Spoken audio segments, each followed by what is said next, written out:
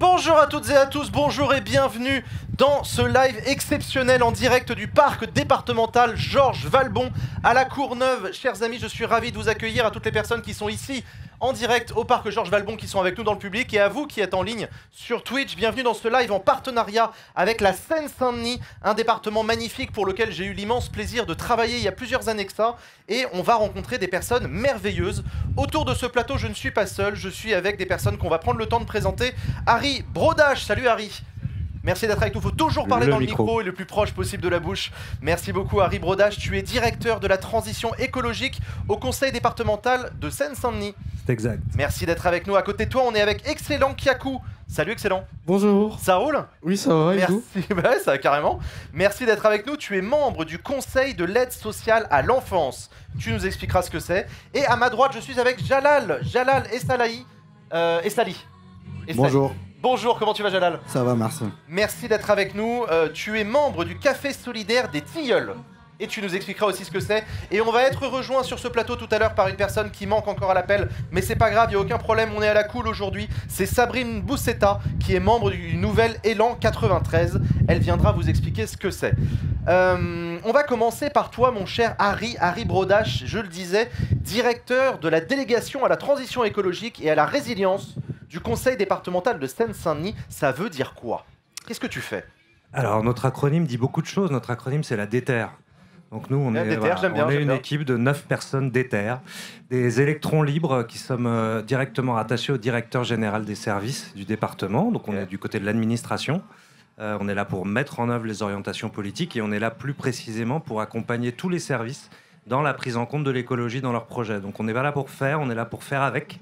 On est là pour impulser, pour accompagner, pour suivre la prise en compte de l'écologie dans les pratiques. Donc, vu les projets du département, ça se traduit par les collèges économes en énergie. Ouais, j'allais demander, vous faites quoi par exemple? Donc l'économie d'énergie dans les collèges. Économie d'énergie les collèges, dans les je rappelle collèges. que c'est une compétence départementale. 130 collèges dans le département, donc économie d'énergie dans les collèges, lutte contre la précarité énergétique dans les logements, lutte contre la précarité alimentaire, offre éducative autour de ces questions de transition écologique dans les collèges.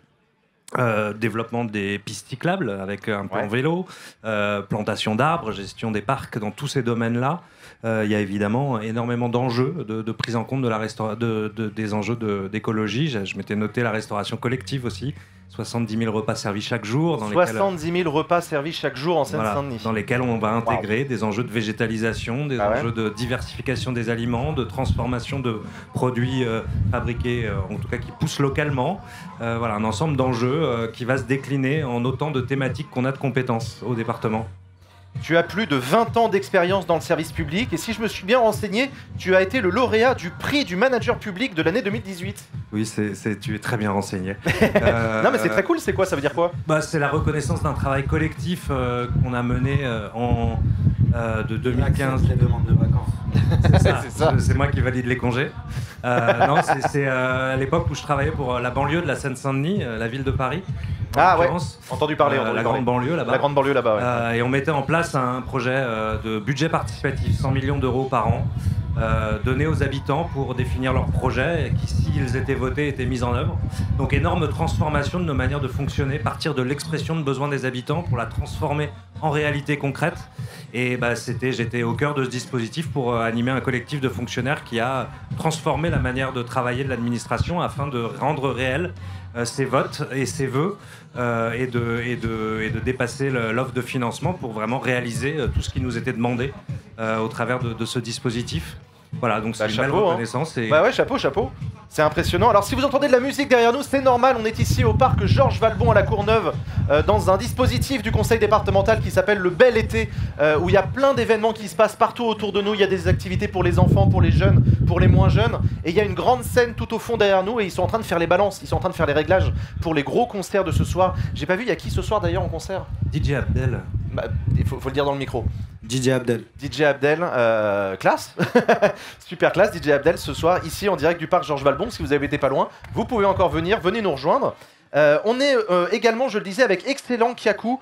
Excellent, tu es membre du conseil de l'aide à l'enfance, de l'aide sociale à l'enfance. Je suis plutôt membre du conseil de jeunes Seine-Saint-Denis, qui est un organisme... Alors explique-moi. C'est un organisme avec le conseil départemental de la Seine-Saint-Denis, où on réunit à peu près tous les enfants placés qui sont passés par l'aide sociale à l'enfance, et on essaie de réfléchir à des idées, des projets pour améliorer les conditions de vie des jeunes enfants placés ou des jeunes qui sont passés par l'aide sociale à l'enfance.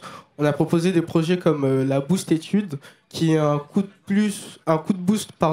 bourse supplémentaire pour accompagner les jeunes qui décident, après l'accompagnement de l'ASE, après leur fin du contrat jeune majeur, de poursuivre des études longues.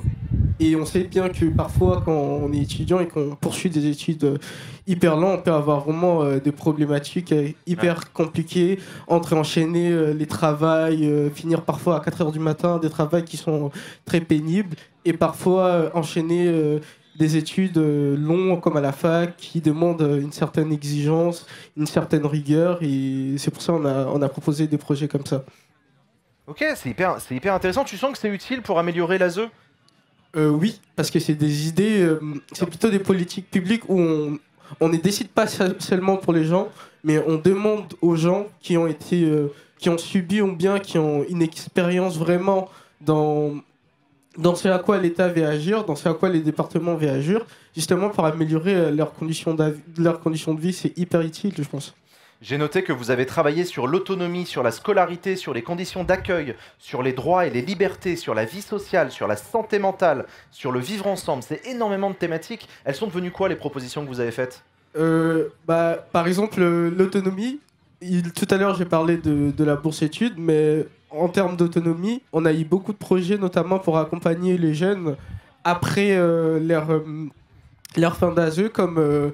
par exemple, on a créé des dangers. On a fait une liste des dangers qui pouvaient avoir des jeunes. Moi, par exemple, en sortant de l'ASE, j'ai souvent eu du mal avec tout ce qui est banque, assurance. Je me suis fait longtemps avoir sur des offres qui étaient forcément malhonnêtes. Et avec le conseil des jeunes de l'ASE, on essaie vraiment de prévenir les dangers qui peuvent subir un jeune adulte qui n'est pas préparé à l'autonomie et qui découvre tout dans la nature, et voilà, pour ne pas qu'il soit vraiment comme une proie, mais plutôt qu'il s'adapte et qu'il s'intègre. C'est super impressionnant, en tout cas bravo pour tout ce travail qui a été fait donc, par le Conseil des jeunes. Merci. On continue avec, et elle nous a rejoint sur ce plateau, on est très content de l'accueillir. On est avec Sabrine, je vais vous laisser partager le micro entre vous deux. Salut. Merci. Sabrine, on peut applaudir Sabrine très très fort. Salut Sabrine. Bonjour à tous.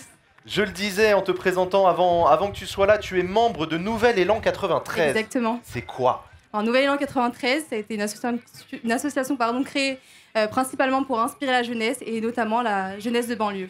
Donc, voilà. Ok, d'accord. Et alors vous faites quoi comme activité ? Alors on fait des interviews, il y a beaucoup de choses qui vont arriver prochainement. Là, c'est le début de l'association. Dis-nous. Je ne vais pas trop spoiler, mais il va y avoir plusieurs concepts. Un concept story time, des documentaires et plein de contenus inspirants pour la jeunesse. Et puis, j'en dirai pas plus. Vous faites des actions de solidarité locale aussi ? Aussi, exactement. Vous essayez de démontrer quoi à travers ça ? Du coup, démontrer qu'on peut y arriver, qu'on est tous solidaires dans le 93 principalement. Trop bien. Merci. Non mais c'est un super projet, non mais vraiment bravo. Oui, c'est super inspirant. À côté de toi, donc Jalal, tu es membre du café associatif des Tilleuls. C'est un tiers-lieu qui est engagé et qui est implanté au cœur du quartier des Tilleuls, au Blanc-Ménil. Raconte-nous, c'est quoi ce tiers-lieu ? C'est un café associatif. L'offre socle, c'est une cuisine sociale et un débit de boisson. Et sur la base de cette offre socle, on a développé une programmation destinée aux personnes isolées. Donc l'objet de l'association, c'est de lutter contre l'isolement social.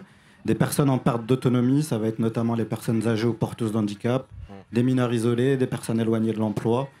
Et l'idée, c'est de leur mettre à disposition un espace de convivialité qui ressemble à leurs attentes, et ils s'y mènent des actions qui sont déterminées par les usagers du lieu. Alors, chose intéressante, si je ne dis pas de bêtises, vous redonnez vie à un quartier désaffecté aussi. Absolument. L'association est implantée en plein cœur du quartier, qui fait l'objet d'un projet de renouvellement urbain qui va aboutir à la réhabilitation et à la démolition d'une grande partie du quartier. Et c'est le dernier espace qui propose des services sociaux à la population avec la pharmacie. Merci à tous les quatre, tous les trois en tout cas, vous êtes des jeunes de la Seine-Saint-Denis. Harry, tu es avec nous, tu représentes ici le conseil départemental. Vous êtes des jeunes inspirants et des jeunes engagés dans la Seine-Saint-Denis. On va parler d'écologie dans cette émission, c'était ça qu'on s'est donné comme défi, mais on va pas parler d'écologie n'importe comment. On va en parler du point de vue de la jeunesse et du point de vue de la Seine-Saint-Denis. On va entrelacer ces deux points de vue dans une discussion. Dites-moi autour du plateau, pour vous, est-ce que ça vous parle l'écologie? Est-ce que c'est important? Qui veut répondre? C'est open, excellent, je te sens chaud. Oui, bah moi je dirais l'écologie c'est quand même très très important au vu de ces dernières années, au vu des changements climatiques qui peuvent avoir tout autour de nous. C'est quelque chose vraiment très très important. En quoi ça concerne les jeunes, l'écologie? Sabrine? Du coup, moi, je voulais un peu rejoindre ce que Excellent disait. Moi, pour le coup, l'écologie, je ne me sentais pas forcément concernée il y a quelques années. Donc là, pour le coup, c'est très, très récent. Donc, pour dire à quel point on n'est pas forcément sensibilisé à ça dès le plus jeune âge et que c'est pas forcément fait pour les personnes de banlieue, j'ai envie de dire, en général.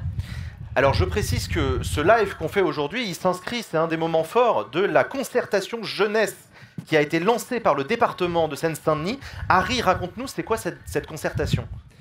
C'est une grande phase d'écoute et de dialogue à destination des 15-25 ans qui est portée par Oriane Filleul et mes collègues de la délégation jeunesse et vie associative qui vise, comme son nom l'indique, à dialoguer, à concerter pour identifier, mieux comprendre, tu le disais, partir de l'expression des besoins, des attentes, des ressentis de cette jeunesse vis-à-vis des politiques publiques.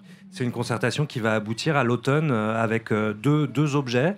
Le premier, c'est une politique départementale pour la jeunesse, donc un dispositif concret, opérationnel. Le département va prendre sa part dans la réponse à tout ce qui va être exprimé.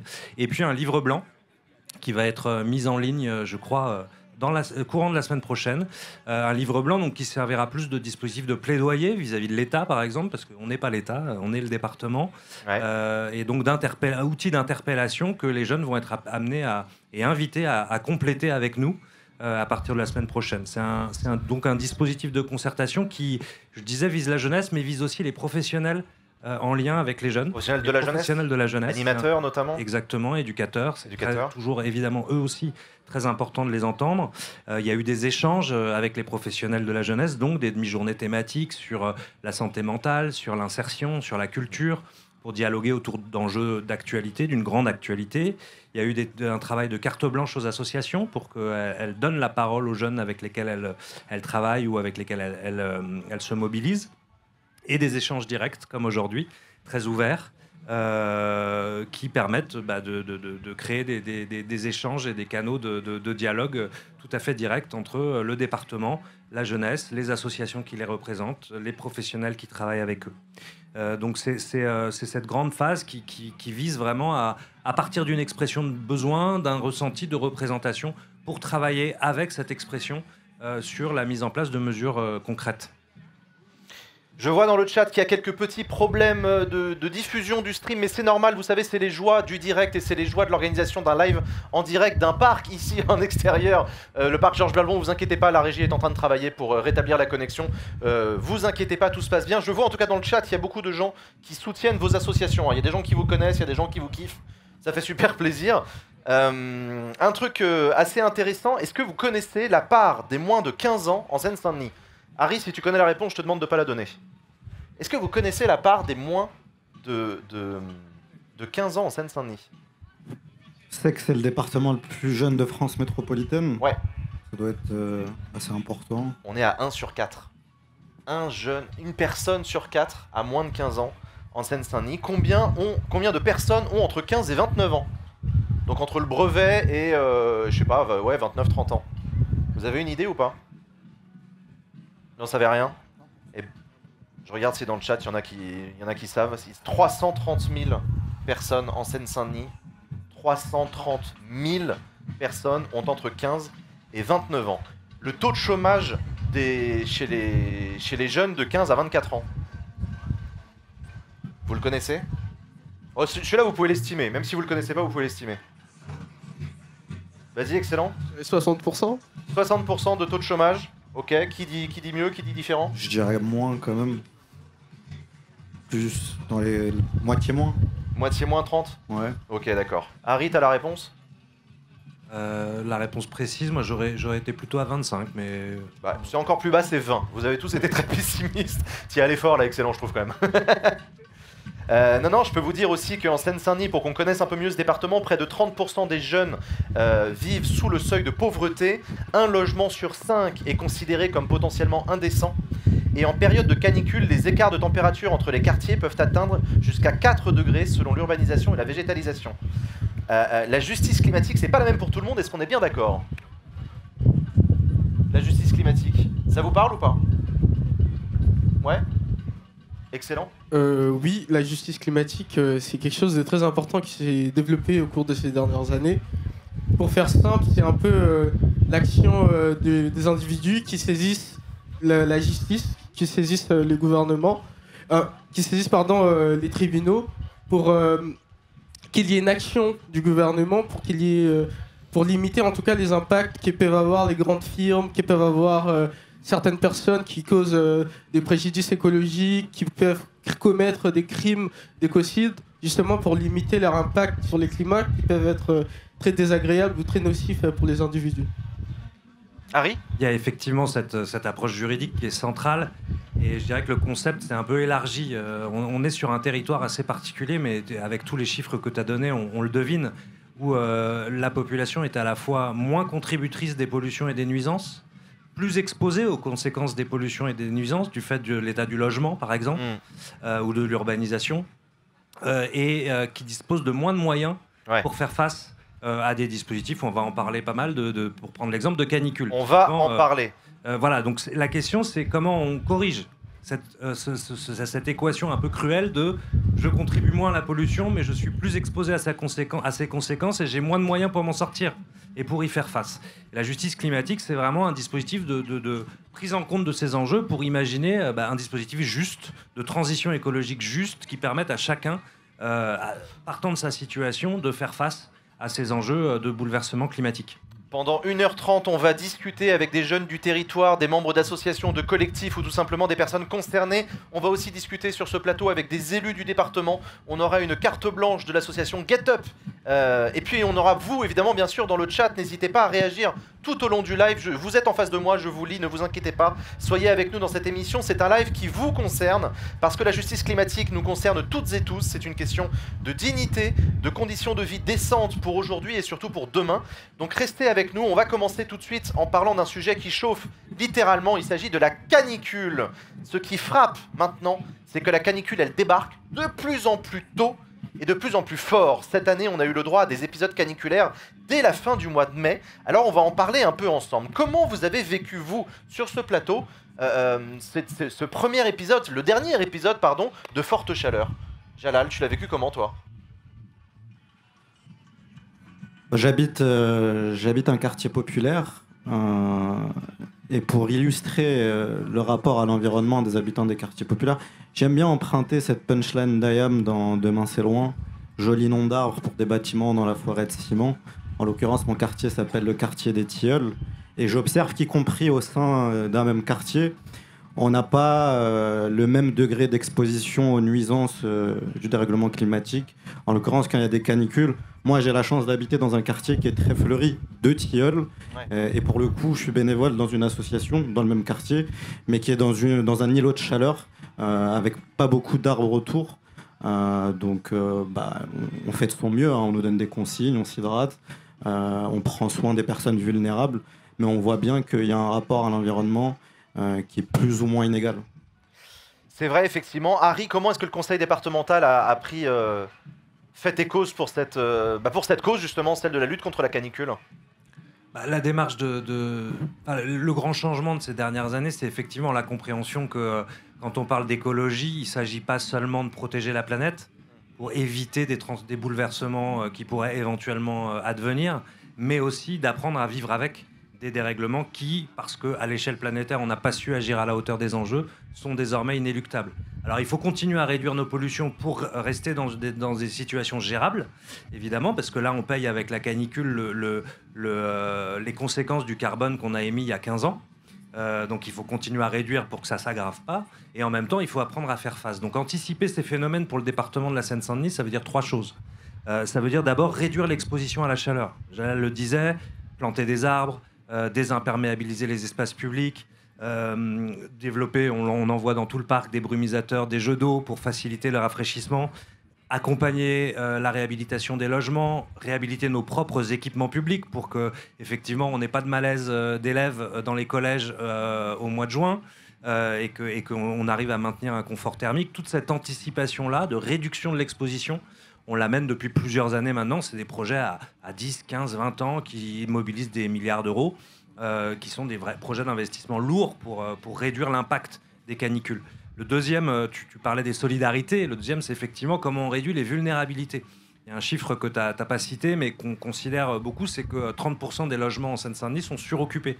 Suroccupés, ça veut dire que chaque être humain est un radiateur, donc on produit de la chaleur. Donc quand dans un logement suroccupé, on est beaucoup plus sensible à la canicule, en plus quand il est mal isolé, que dans un logement grand et bien isolé, traversant, etc. Donc réduire les vulnérabilités, c'est par exemple créer et multiplier les espaces refuges, des espaces où les gens vont pouvoir venir trouver de la fraîcheur. C'est affirmer ce droit à la fraîcheur qu'on doit continuer à développer en Seine-Saint-Denis. C'est créer des partenariats avec des assos de quartier justement pour des solidarités de proximité autour des trucs et astuces pour lutter contre la chaleur quand on n'a pas la chance de vivre dans un grand logement traversant, climatisé ou rafraîchi. C'est accompagner les travailleurs sociaux dans l'appropriation de ces enjeux pour qu'ils soient eux-mêmes en capacité d'accompagner les habitants. Et c'est lutter contre des formes de précarité qui renforcent les fragilités face à la canicule. Je pense à la précarité alimentaire ou à la précarité énergétique. Ça, on le fait depuis un peu plus récemment, mais c'est le deuxième volet d'anticipation, vraiment la réduction des vulnérabilités auxquelles on doit s'atteler. Et le troisième volet, mais je crois qu'on en parle un tout petit peu plus tard, c'est apprendre à agir face aux crises, c'est-à-dire agir en situation quand une canicule est là. Comment on fait, mais encore une fois, je pense qu'on va en reparler pour maintenir nos services publics et développer le service à la population, protéger les plus vulnérables. Ouais. Toi, excellent, à quel moment, est-ce que tu te rappelles le moment où tu t'es dit ok, le climat, c'est pas une blague? T'as eu un déclic comme ça ou pas? J'ai pas forcément eu des déclics, mais au fur et à mesure, il y a cet impact-là sur les réseaux où on voit parfois des jeunes dans des plages nettoyées, et c'est là, engagé en moi en tout cas, une forme de conscience et de sensibilisation quand je vois des vidéos ou des images ou l'époque de Greta Thunberg, vu que voilà, c'est un peu l'image de la figure qui s'est vraiment révélée comme cause climatique. Et quand tu vois un peu tout ça en tant que jeune, forcément ça te donne envie de t'intéresser à la protection de la planète, à prendre soin un peu de ta planète, car on n'a qu'un seul foyer. T'as bien raison. Sabrine, est-ce que tu trouves que l'école ou les études parlent assez des enjeux climatiques? Moi, je trouve qu'on en parle souvent dès la petite section, mais pas forcément assez. Souvent, c'est des sujets auxquels on ne s'intéresse pas forcément, qui ne nous intéressent pas quand on est très jeune, donc en maternelle, primaire.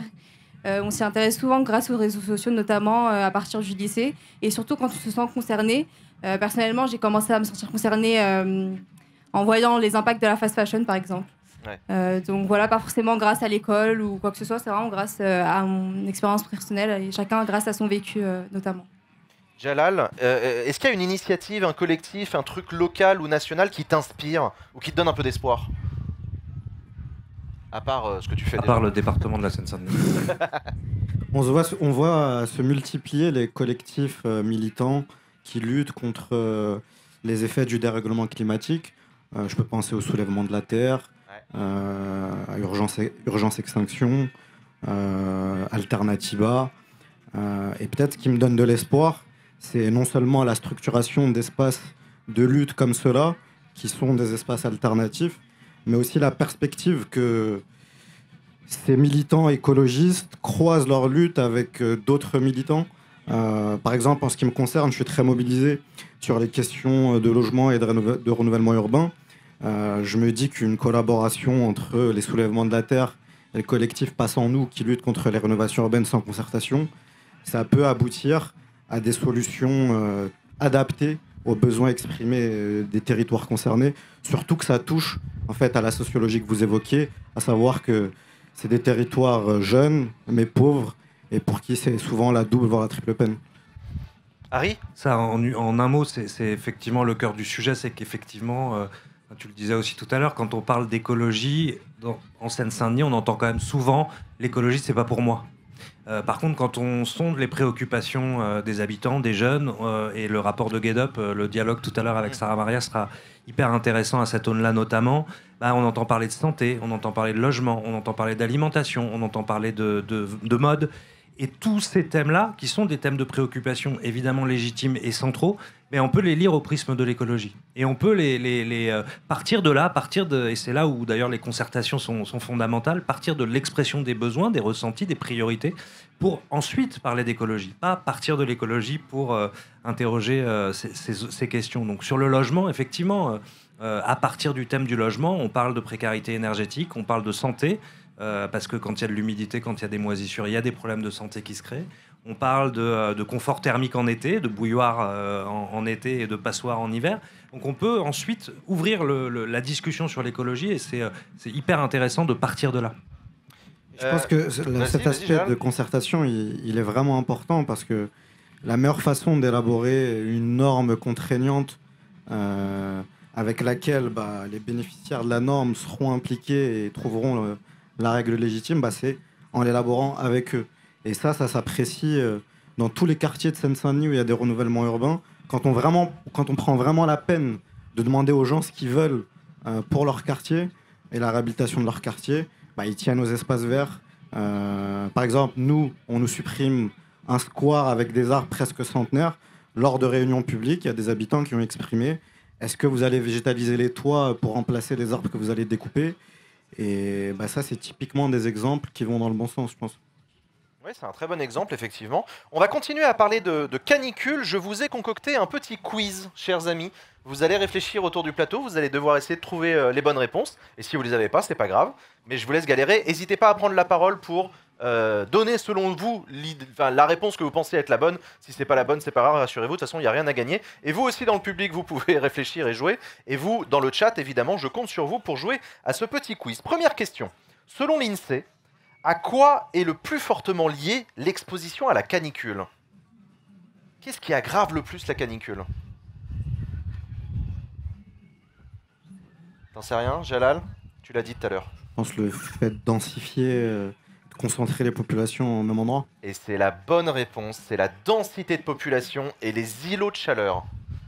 Les zones urbaines denses, sans ombrage ni espace vert, concentrent des températures le jour et la nuit qui sont plus élevées. Les ménages modestes y sont particulièrement exposés, souvent dans les logements mal isolés ou vétustes. Deuxième question. Quel est le risque principal pour les jeunes vivant dans des logements mal isolés lors d'un épisode caniculaire ? Qu'est-ce qu'on risque le plus ? Peut-être que ça vous est arrivé ? De faire un malaise ? Ça peut arriver, ouais. Ça peut arriver. D'autres idées ? Excellent.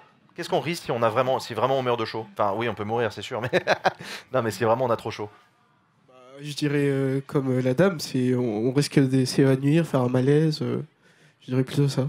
Effectivement, ce qu'on risque le plus, le risque sanitaire majeur, c'est ce qu'on appelle l'hyperthermie.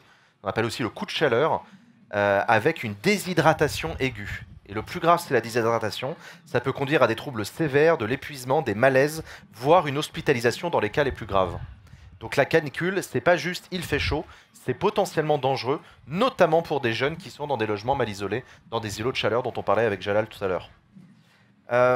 Troisième question. Selon vous, que font les institutions publiques en Seine-Saint-Denis en période de canicule pour prendre soin des habitants ?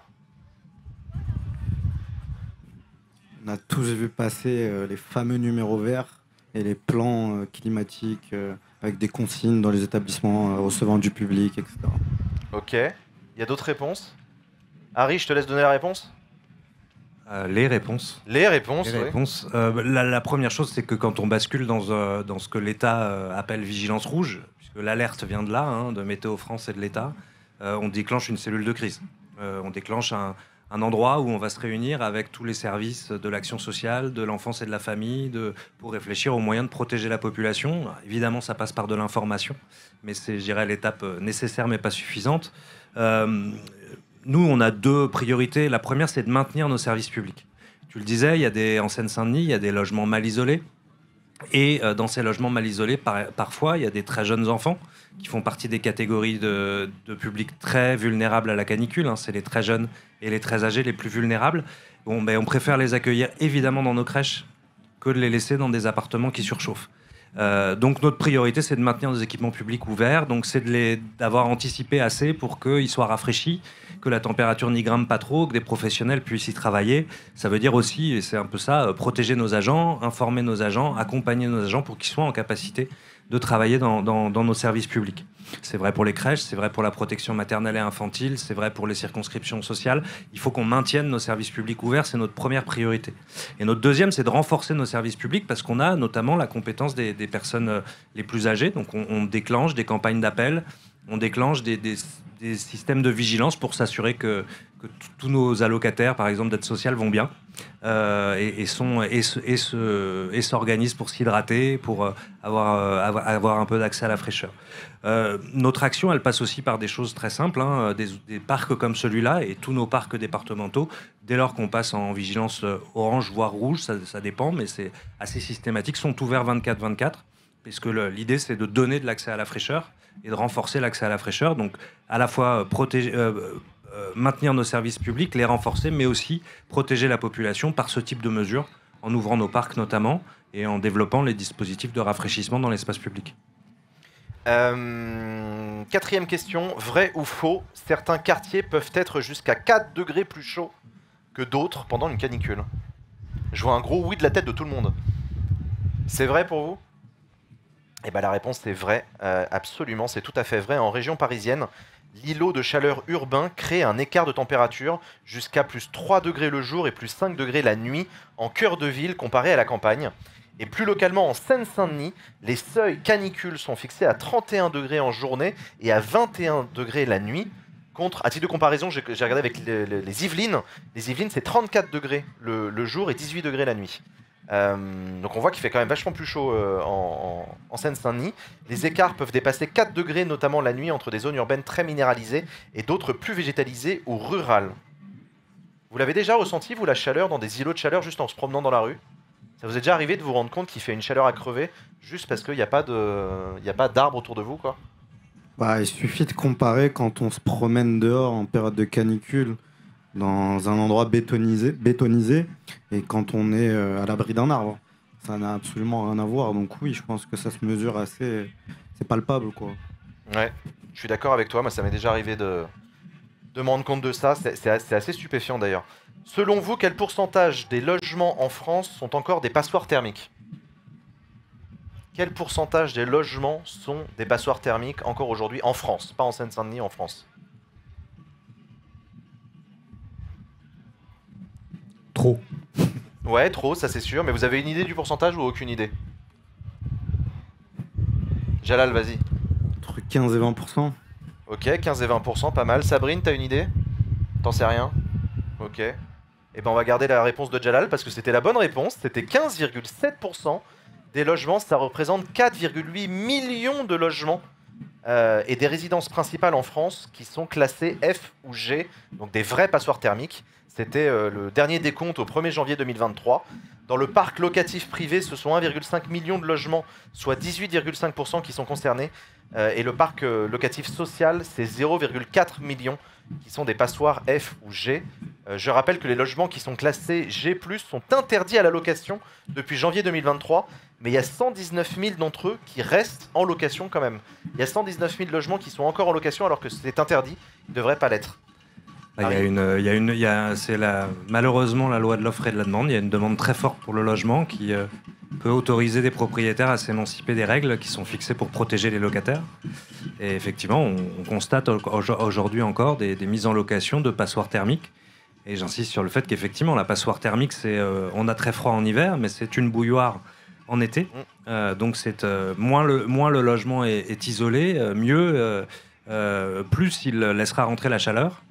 Et plus les habitants seront exposés aux conséquences en termes de santé dont tu parlais tout à l'heure. Il est temps de passer au sujet suivant et donc de vous remercier chaleureusement, chers amis, d'être venus sur ce plateau. Vous pouvez les applaudir très fort. Merci beaucoup. Je vous laisse quitter le plateau. Merci beaucoup. Je vous laisse quitter le plateau. Merci à Harry, merci à Excellent, à Sabrine et Jalal qui ont accepté de venir se prêter au jeu de cette émission. On est toujours en direct du parc Georges Valbon et j'invite à venir sur le plateau mes invités suivants, Christiane, Moussa et Gréadzi, pardon. Installez-vous, mettez-vous bien. Parfait, on va prendre le temps de vous présenter. On est avec Christiane Fagbemi, salut. Il faut bien parler dans le micro. Oui, pardon, salut. Je t'en prie. Tu es présidente de l'association Cité des Chances. C'est ça. Merci d'être avec nous. Je vois que tu as le logo et tout. Trop corporate classe. Un peu. Corporate et tout jusqu'au bout. On est avec Moussa également. Bonjour. Salut Moussa. Moussa Reski, tu es membre de l'association Jeunes Espoirs. C'est ça, je suis bénévole pour Sport Jeune et aussi pour le TILIA à certains moments. Ça se dit Espoir Jeune ou Jeunes Espoirs? Espoir Jeune. C'est Espoir Jeune, excuse-moi, je l'ai écrit à l'envers, je suis désolé. Et on est avec Gréadzi Abira. Salut Gréadzi. Salut. Merci d'être avec nous. Tu es directeur national de Graines d'Orateur 93. Oui, on peut dire ça. On peut le dire comme ça? On peut dire comme ça. Est-ce que tu as d'autres qualités en plus? Aussi, mais on va pas les étaler. Allez. T'inquiète, on va continuer à approfondir le sujet de l'écologie et des jeunes. Dans tout ça, on va en parler. Alors Christiane, je le disais, tu es la présidente de l'association Cité des Chances, une association qui a été fondée en février 2018. Cité des Chances promeut l'engagement citoyen des jeunes issus des quartiers populaires, notamment en Île-de-France. C'est quoi vos activités? Vous faites quoi? Chez Cité des Chances, on s'est donné pour mission de promouvoir l'engagement citoyen, si je peux le résumer un peu grâce à notre devise. C'est de montrer aux jeunes des quartiers qui sont légitimes et capables de s'approprier le débat démocratique, parce qu'on part du constat que il n'y a pas besoin d'avoir fait telles études, un parcours hyper scolaire pour s'approprier le débat public. Et l'idée, c'est de dire aux jeunes, en fait, tout ce qui se passe à l'Assemblée nationale, au Sénat, ça nous concerne. Donc, il faut absolument qu'on ait voix au chapitre. Et pour le montrer aux jeunes, on fait des simulations parlementaires, des visites d'institutions et tout ce qui permet aux jeunes de se saisir tous les sujets de société, dont les enjeux écologiques. Trop bien. Est-ce que tu peux nous dire, c'est quoi votre programme, La Cité à voter? C'est quoi? Je suis très contente que vous posez la question. La Cité à voter, c'est une action qu'on fait en année d'élection. Et là, il y a les élections municipales qui arrivent, donc c'est le retour de la Cité à voter. L'enjeu, il est triple. Le premier, c'est d'encourager l'inscription sur les listes électorales. Le second, de vulgariser les enjeux de l'élection, parce que, bon, selon l'échelon, les présidentielles, encore, on voit à quoi il nous sert, etc. Mais quand il y a des élections régionales, départementales ou d'autres échelons de ce type, c'est beaucoup plus difficile de s'en saisir. Et pour les municipales, l'enjeu, c'est de permettre aux jeunes de formuler des revendications pour leur territoire et que les candidats à l'élection et le maire sortant s'en saisissent pour que les revendications des jeunes soient portées et entendues. Et on rappelle effectivement que l'année prochaine, en mai, c'est les élections municipales. Donc une initiative à suivre qui s'appelle La Cité à voter. Moussa, on le disait, tu es membre de l'association Espoir Jeune. C'est une association qui a été fondée en 2010. C'est une association qui fait quoi? En gros, c'est une association qui fait de la sensibilisation pour plusieurs causes, notamment les addictions de toutes sortes, et aussi à l'environnement, qui aide à la formation. Par exemple, un des derniers projets qu'a mis en place l'association, ça a été d'emmener des jeunes membres de l'association au Sénégal pour distribuer notamment des fournitures scolaires. Et voilà. Trop bien, et bravo Moussa. C'est quoi J'ai vu que vous aviez 4 pôles. C'est quoi vos 4 pôles? Alors, je ne sais plus exactement en tête, mais c'est formation, prévention aux addictions, sensibilisation à l'environnement... Et éducation. Comment? Éducation, le dernier. Ouais, c'est ça. Formation avec éducation. Ok, c'est impressionnant, mais il y a combien de personnes dans cette association? Ah, j'ai pas le nombre exact en tête. Je pourrais pas vous le dire comme ça. Non, mais c'est pas grave. J'ai pas le chiffre précis, donc je veux pas dire n'importe quoi. C'est pas grave. Gréadzi Abira, tu es directeur national de Graines d'Orateur 93. C'est une association implantée en Seine-Saint-Denis qui œuvre depuis plusieurs années pour développer la prise de parole des jeunes, notamment à travers l'éloquence. Vous organisez des ateliers dans les collèges, c'est ça? Ouais, collège, lycée, des fois aller avec les primaires aussi. Mais pour, si je peux dire, ajouter... Vas-y. En fait, la finalité, c'est pas de faire que les jeunes puissent être des Cicérons et des Quintiliens, mais c'est plutôt que de faire en sorte qu'à travers la prise de parole, ils puissent se l'approprier, combattre l'autocensure et ensuite qu'ils puissent être aptes à se défendre dans leur vie, à porter leurs revendications et à se sentir, un peu comme l'a dit Awefa, légitime de prendre la parole et d'exister dans l'espace public. Donc en fait, bien plus que de simples joutes oratoires, l'idée c'est vraiment de faire de la prise de parole un catalyseur de réussite et d'engagement. Il y a un lien commun entre tous les trois, c'est que vous prenez à corps un sujet qui s'appelle éduquer et se former collectivement pour lutter. Justement sur l'écologie notamment. Est-ce qu'on peut parler un petit peu de ça? Est-ce qu'on peut parler de la transition écologique? Est-ce que c'est possible de parler de transition écologique quand on n'a pas accès à un logement digne, à la climatisation ou à un parc près de chez soi? C'est une vraie question, hein. Qu'est-ce que t'en penses, Grady? Pour répondre, oui. Donc moi, dans cette optique-là, je vais pas être le représentant de la jeunesse, mais plutôt dire ce que moi je vois auprès des jeunes et ce qu'ils nous disent lorsqu'on fait des ateliers avec eux. Nous, on aime bien faire des débats. On kiffe ça. Et pour prendre un exemple, on va se dire faudrait-il, je sais pas moi, légaliser le cannabis? Et en fait, on assigne les positions avec les jeunes dans le but qu'ils puissent débattre. Et on a déjà fait des débats autour de l'écologie. Et un des messages qui revient souvent, c'est que les jeunes ont deux impressions de ce qu'ils nous disent et des jeunes qu'on côtoie. La première, c'est que c'est un sujet, des fois, dont ils ont l'impression qu'il est très technique, donc assez éloigné d'eux. Ils ne comprennent pas toujours. Et la deuxième chose, c'est qu'ils ont aussi l'impression que c'est un truc qui n'est pas pour eux, mais au sens sociologique du terme. Dans le sens où, effectivement, eux, ils ont d'autres réalités.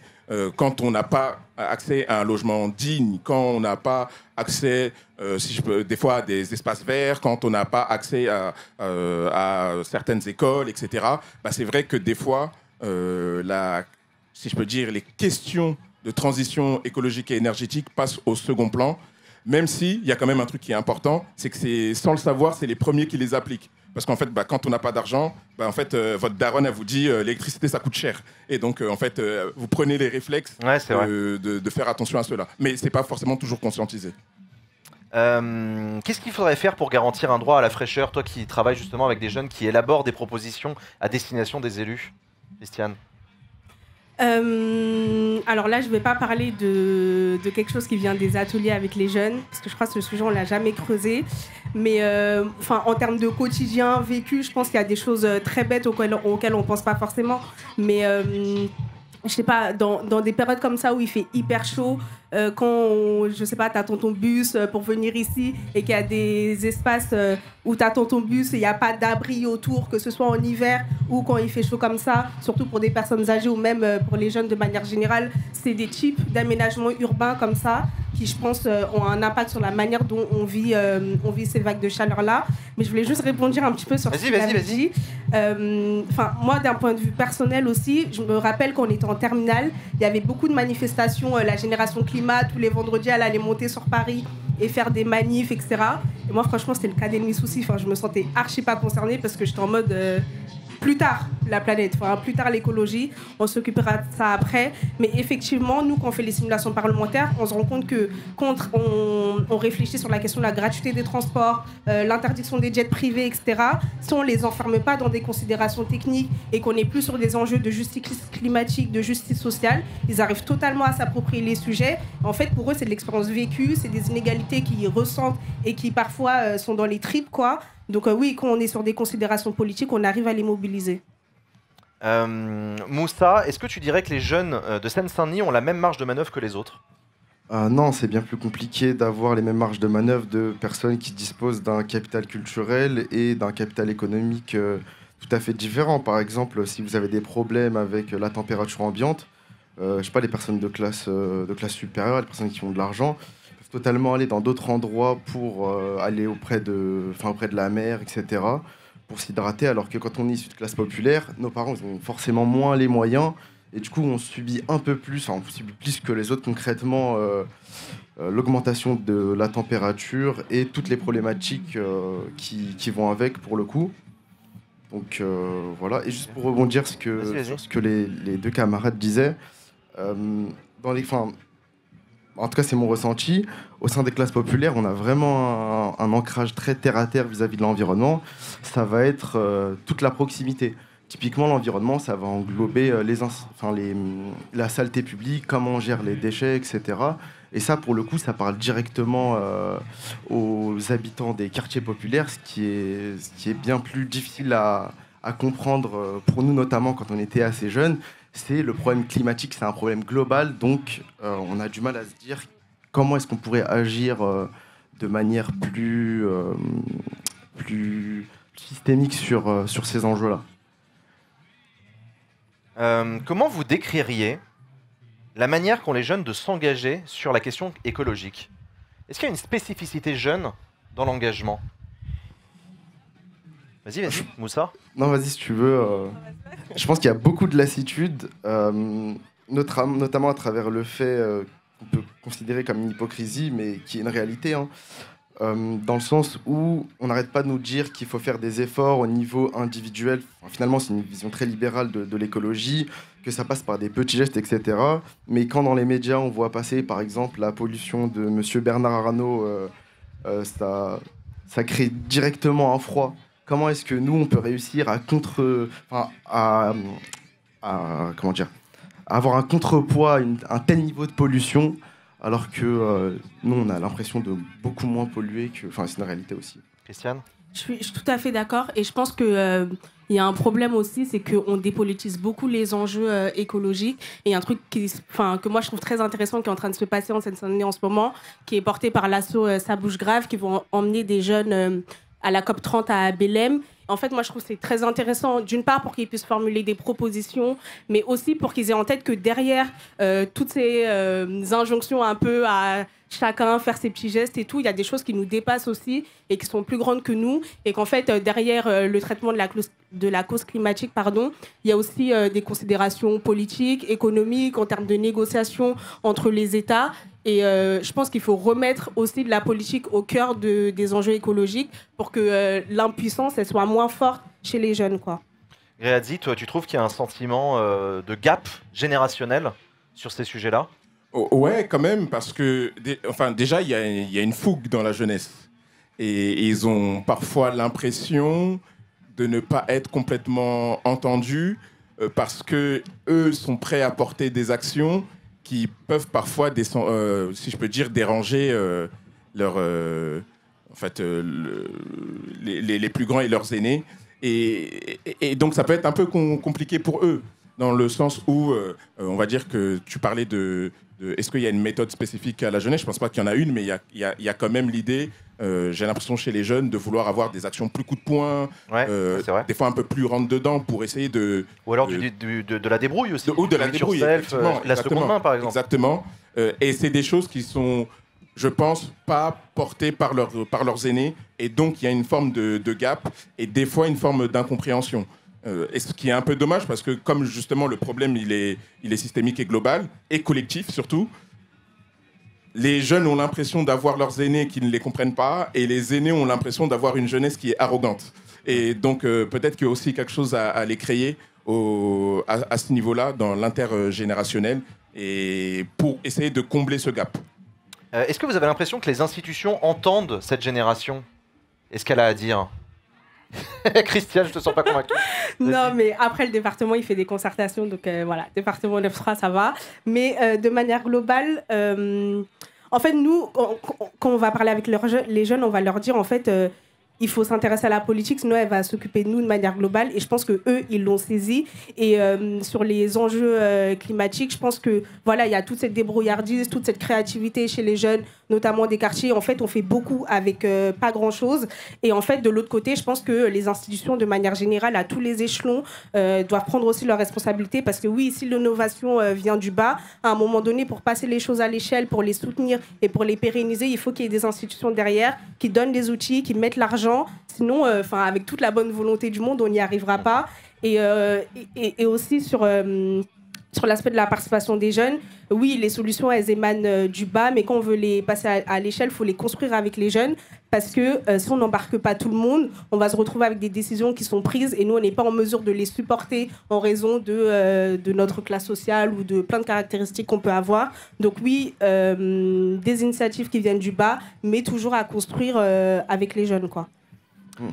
Si. Ouais, allez-y, vas-y. Oui, non, le problème des initiatives qui viennent du bas, c'est aussi toute la construction des politiques publiques du début des années 2000, c'est-à-dire essayer d'individualiser les pratiques environnementales, donc remettre un peu la faute sur les individus tout en bas, que ce soit dans les quartiers populaires ou même dans les quartiers bourgeois, on va dire, alors que ce qu'il faut, c'est des politiques vraiment systémiques Et ça, la jeunesse le crie, mais les politiques ne l'entendent pas. Moi, je dirais qu'il y a aussi une question de... Comme je parlais de gap, donc il y a une question de forme un peu.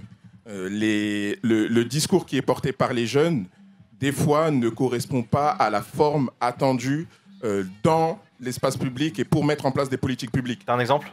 Pour donner un exemple, une fois, il y a eu une action qui a été portée par notamment une asso qui s'appelle Banlieue Climat. Ouais, bien sûr. Et en fait, ils ont fait un peu une action coup de poing en allant un peu sur le fronton de l'Assemblée nationale, etc.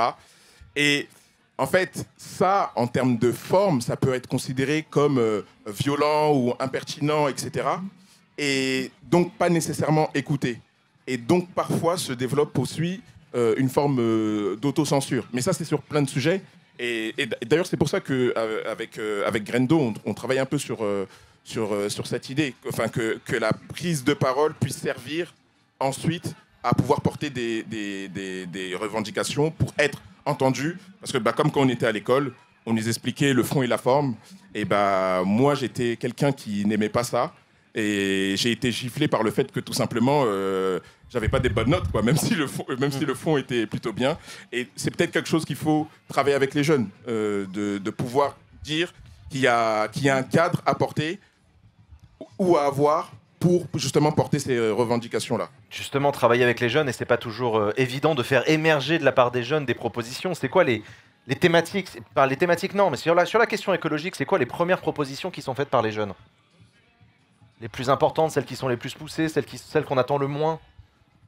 Qu'on attend le moins, je sais pas. Ouais. Mais du moins avec ce qu'on fait, nous, avec les jeunes, quand ils portent des propositions, quand on fait des débats, etc., nous, on intervient beaucoup en milieu populaire et quartier populaire. Donc il y a souvent quand même la question économique qui revient. Ils ont l'impression qu'ils pourraient faire plus si ils avaient les moyens économiques de leur action, sans savoir que, entre guillemets, leur précarité est une forme de sobriété qui est déjà du coup un geste, si je peux dire, un geste écologique, et qu'ils font en plus eux collectivement et pas juste à titre individuel. Donc il y a ces questions-là sur le plan monétaire reviennent, et donc et parce qu'ils ont aussi l'impression que l'argent est gratuit, c'est logique, mais il y a cette idée de pouvoir faire un peu des chèques énergie revisités, etc., qui est souvent portée. Moussa, t'en penses quoi ? C'est quoi les priorités, et c'est quoi les lignes rouges aussi ? Les lignes rouges, c'est-à-dire par rapport à ce que les jeunes considèrent comme une ligne à ne pas franchir. Ouais. S'il fallait changer quelque chose demain matin et qu'on laissait les clés aux jeunes avec lesquels vous bossez, vous ? Disons qu'il y aurait plein de thématiques. Il y aurait énormément de thématiques à travailler. On peut penser notamment aux vacances. Comment est-ce qu'on peut concilier une envie de vacances avec tout le côté symbolique qu'il y a derrière et l'environnement? Comment est-ce qu'on peut réussir à concilier les deux? Donc moi personnellement là je vois que ça. Christiane?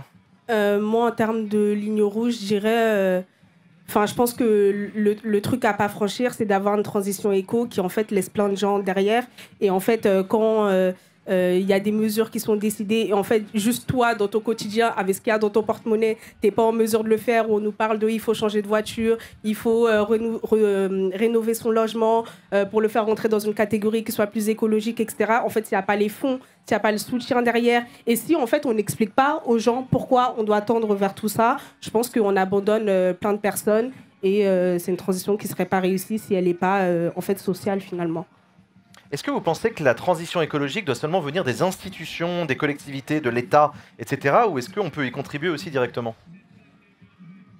Je dirais qu'au contraire, on doit tous y contribuer.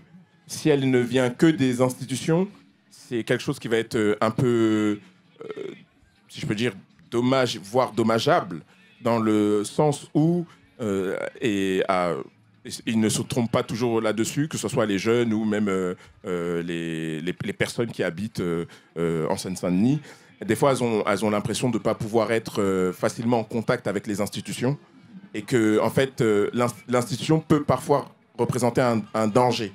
Et donc, ce n'est pas naturellement qu'on se porte vers elles. Et d'un autre côté, quand on est en institution, en fait, on dépend aussi d'une hiérarchie, etc.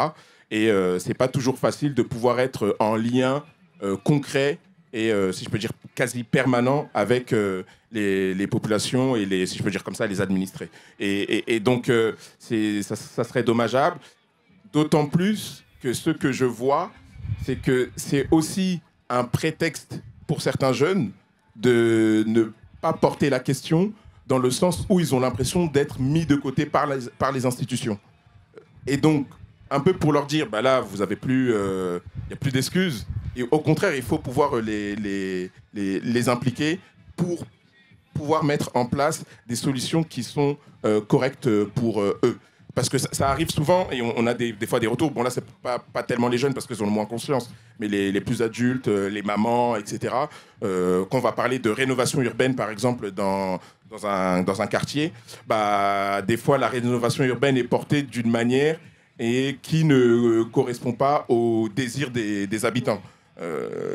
Pour donner un exemple hyper bête et concret, ça va être, on va changer, on va mettre un espace vert en plein milieu d'une voie qui permettait d'aller à l'école plus facilement. Et donc, ils ont l'impression de se dire, ouais, ok, on met des fleurs, mais on s'en fout des fleurs, on veut emmener nos enfants un peu à l'école. Donc c'est en ça que je pense que c'est très important qu'il y ait une connexion institution, population, et que ce gap puisse être un peu franchi. Mais en revanche, je pense que c'est aux institutions d'aller vers les populations pour faire ce travail-là. Vas-y, Moussa. Oui, justement, moi je suis totalement d'accord. Là, par exemple, on a parlé des élections municipales tout à l'heure. Typiquement, là, les personnes issues de classe populaire ou les personnes qui vivent dans le 93, ils peuvent s'emparer de la question environnementale en s'auto-organisant, préparant des listes ou en mettant tout simplement la pression sur les décideurs politiques pour mettre en avant les problématiques environnementales qu'ils ont, eux, à faire sur le terrain. Ils sont confrontés à des problématiques que les décideurs, les institutions ne voient pas forcément et que ceux qui sont sur le terrain le voient. Et par conséquent, les élections municipales, là, pour l'année prochaine, du coup, ou législatives, on ne sait jamais, c'est un moyen de s'emparer des institutions. C'est un moyen pour les citoyens de s'emparer des institutions et d'aborder une dynamique environnementale près des... vas-y. Non, vas-y. Près des gens, tout simplement, des citoyens. Christiane. Je partage totalement tout ce que vous avez dit, d'autant plus que, moi je trouve que c'est hyper important que la jonction des deux espaces, moi je viens de découvrir un truc, je pense que ça date que ça se fait, mais j'étais émerveillée par ça.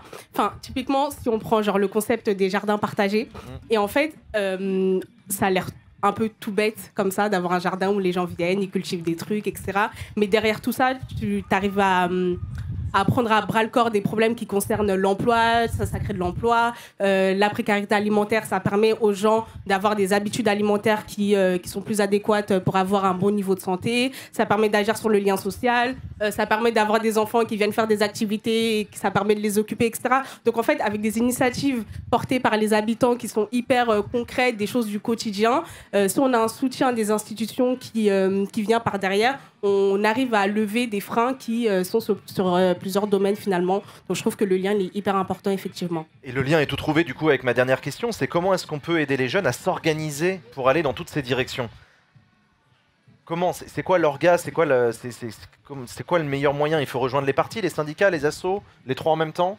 Ouais, moi je dirais les trois en même temps. Il faut tout rejoindre. Faut être partout, faut tout coloniser, si je peux dire. et je pense qu'il faut le faire dans le sens où, non pas dans une idée de maintenir ce gap un peu avec les vieux ou les anciens, etc. Sachant que j'avertis les jeunes qu'on est très vite l'ancien de quelqu'un. Oui. Moi, à 17 ans, je pensais qu'à 23, on était plus jeunes, etc. Là, j'en ai bientôt 30. Et je suis choqué qu'on m'appelle monsieur des fois dans la rue. Donc ça va assez vite. Mais en fait, pour répondre à la question, je pense qu'il faut tout rejoindre. Et qu'est-ce qu'il faut faire pour eux ? Il y a, je pense, deux choses. Il y a un côté sensibilisation. Et en fait, je pense que cette sensibilisation doit être portée par des acteurs du territoire ou des acteurs qui vivent dans le territoire pour que ça passe par des images concrètes. Je donne un exemple. une fois, j'ai vu une action portée et en fait, on parlait de l'éco-anxiété chez les jeunes. Ouais. Mais dites ça à des jeunes d'Aubervilliers, mais ils vous rigolent au nez en fait. Et pourquoi vouloir parler d'éco-anxiété? Vous croyez que oh là là, chaque jour ils se réveillent et ils sont stressés. Oh mince, oh là là, mon avenir à cause de ça. Pas du tout, ça leur parle pas. Alors qu'au contraire, quand on leur dit, vous savez que quand vous allez au grec et que la viande elle est fabriquée avec telle quantité d'eau, etc. Et qu'en fait ça pollue parce qu'après ça peut vous entraîner déjà. Il y a des problèmes de sanitaires sur la santé et que l'eau que vous utilisez bientôt peut-être. Tu veux dire qu'il faut être plus concernant? Exactement. En fait, faut aller directement sur leur sujet. Et la dernière chose pour finir sur ça et éviter d'être long, c'est que je pense qu'il faut être capable de les mettre en capacité. Et donc, dans cette mise en capacité, en fait, c'est aussi à tous les acteurs, donc les assos, les institutions, les partis politiques, les syndicats, les écoles, etc., voire même un travail avec les parents, de donner une forme de légitimité à la parole des jeunes. Ce qui est un peu contre-intuitif parce qu'enfant, ça veut dire celui qui ne parle pas. Donc, en fait, il faudrait changer cette idée-là. Moussa, pour le mot de la fin. Oula, une grosse responsabilité. Non, mais t'inquiète, il y aura Christiane après toi. Ah, ok. Non, je suis totalement d'accord avec ce qui vient d'être dit, surtout et aussi demander aux jeunes d'investir les syndicats, parce que la pollution, elle se fait surtout dans le monde du travail, et aussi s'investir dans les partis politiques, parce que c'est là que sont les organes de décision, c'est dans la production et dans les appareils de parti pour le coup. On a vraiment une pierre à apporter qui est non négligeable par rapport aux personnes qui sont plus âgées, on va le dire comme ça. Christiane ? Comment on fait pour s'organiser ? De plus intéressant à rajouter, je partage totalement vos conclusions, mais oui, effectivement, c'est d'une part que les institutions fassent leur travail et qu'elles aillent vers les citoyens, qu'elles soutiennent les initiatives qui sont portées, qu'on délégitime pas ce qui est porté par la jeunesse, parce qu'en fait, la jeunesse, c'est aussi un âge où on est un laboratoire, on expérimente plein de choses. Il y a des choses qui vont fonctionner, il y a des choses qui vont pas fonctionner, mais l'idée, c'est d'accompagner toutes ces idées de transformation et je sais pas, peut-être que dans le 9-3, là, il y a des jeunes qui, en fait, vont trouver la solution qui va permettre de faire aboutir cette transition écologique-là. Donc, vraiment, soutenir les expérimentations, je pense que c'est hyper important. Et un immense merci à Christiane, Moussa et Gréadzic. Vous pouvez applaudir très fort. Merci, les amis, d'être venus sur ce plateau. Je vous laisse quitter le plateau. On va continuer cette émission, chers amis. Si vous nous rejoignez, nous sommes en direct du parc Georges Valbon, le parc départemental Georges Valbon. Dans cette émission, en partenariat avec le conseil départemental de Seine-Saint-Denis, nous abordons la question de l'écologie et de la jeunesse. Et nous allons accueillir sur ce plateau, cette fois-ci, l'heure est venue à la carte blanche. C'est parti avec Sarah Maria Amou. On va maintenant laisser place à la carte blanche de cet après-midi. L'idée, c'est de donner la parole à une association du territoire particulièrement active et engagée sur la thématique de l'écologie et des injustices climatiques. Je vous demande un tonnerre d'applaudissements pour Sarah Maria Amou de l'association Get Up. Salut Sarah. Ça marche ? Ouais, ça marche. Salut, ça va ? Ça va et toi ? Oui, très très bien. Merci d'être avec moi sur ce plateau. Est-ce que tu veux bien nous en dire un petit peu plus, s'il te plaît, sur l'association que tu représentes qui s'appelle Get Up ? Je sais pas si je vais pouvoir vous en dire beaucoup plus. La guêpe, elle continue de tourner autour de moi, mais je vais essayer d'être concentrée. Get Up, c'est une organisation née en Seine-Saint-Denis, plus précisément à Astin, qui a bientôt 10 ans d'ailleurs. Et on œuvre pour davantage de justice sociale dans les quartiers populaires et pour valoriser toutes les formes d'engagement chez les jeunes de quartiers populaires. Trop bien. Vous êtes principalement présent sur le territoire de la Seine-Saint-Denis, c'est ça ? C'est ça, ouais. On a un pôle éducation qui travaille beaucoup avec les établissements type collège, lycée, donc ça va principalement être 93, 95 aussi un peu. Et puis avec le pôle recherche et le pôle média, on sillonne un peu toute l'Île-de-France. On va là où on est invité partout en France. On était au Maroc là il y a 2 mois. On sera bientôt au Brésil, donc on est là où on nous invite. Trop bien. Non mais je vois ça. Dans quelle ville précisément on peut vous retrouver en Seine-Saint-Denis ? Y a Saint-Denis déjà, il me semble que Villetaneuse, Stein, la Courneuve, je regarde ma collègue du pôle éducation qui s'occupe des ateliers, des rencontres avec les jeunes, mais vous pouvez aussi venir nous voir directement au SASA Saint-Denis. Alors avant de te laisser nous en dire un petit peu plus sur le rapport Injustice climatique produit par GetUp, s'il y a des jeunes qui nous regardent et qui souhaitent vous rejoindre, comment on fait ? Alors à chaque rentrée, on organise une sorte de rentrée bénévole. Donc déjà, vous pouvez nous suivre sur Insta pour voir quand est-ce qu'aura lieu cette rentrée. Et puis vous pouvez aussi nous envoyer un petit DM sur Insta. Selon les projets que vous voulez porter, parce qu'on veut aussi accompagner les jeunes dans leurs propres projets. Donc si jamais il y en a qui veulent faire de la recherche, de l'éducation, ils peuvent nous en parler, on voit comment on les accompagne. Et ouais, nous envoyer des petits DM sur Insta, ça marche très bien. Le DM Insta, ça marche très bien. Et ben écoute, c'est noté, merci beaucoup ma chère Sarah. Je te donne 10 minutes, c'est ta carte blanche. Wow, tu as tout le temps devant toi, je t'en prie, c'est à toi. Et ben moi je suis venue pour vous parler du rapport Injustice climatique qu'on a commencé il y a maintenant presque 2 ans et demi. Et je tiens juste à dire que je suis très très contente que mes collègues de Grendo et des autres orgas soient passés juste avant, parce que ça va complètement faire écho et confirmer ce que vous avez pu dire et ce que vous avez pu observer sur le terrain. Ce rapport, il n'aurait pas existé si ce n'était pas pour les jeunes. En gros, de base, on travaillait sur un autre rapport, sur l'engagement. Et lorsqu'on menait les entretiens, les jeunes, je ne sais pas comment ils ont réussi à faire ça, mais ils arrivaient à parler de réchauffement climatique, d'éco-anxiété parfois, d'insalubrité, de plein de thématiques qui sont liées au changement climatique, alors même que ce n'était pas du tout orienté sur ces questions-là. Et donc, de par leur intérêt pour le sujet, et en plus le momentum où on était, qui est où sont les jeunes de quartiers populaires lorsqu'on parle d'écologie, on s'est dit qu'on était pleinement légitime et que c'était notre moment d'écrire un rapport à part entière là-dessus.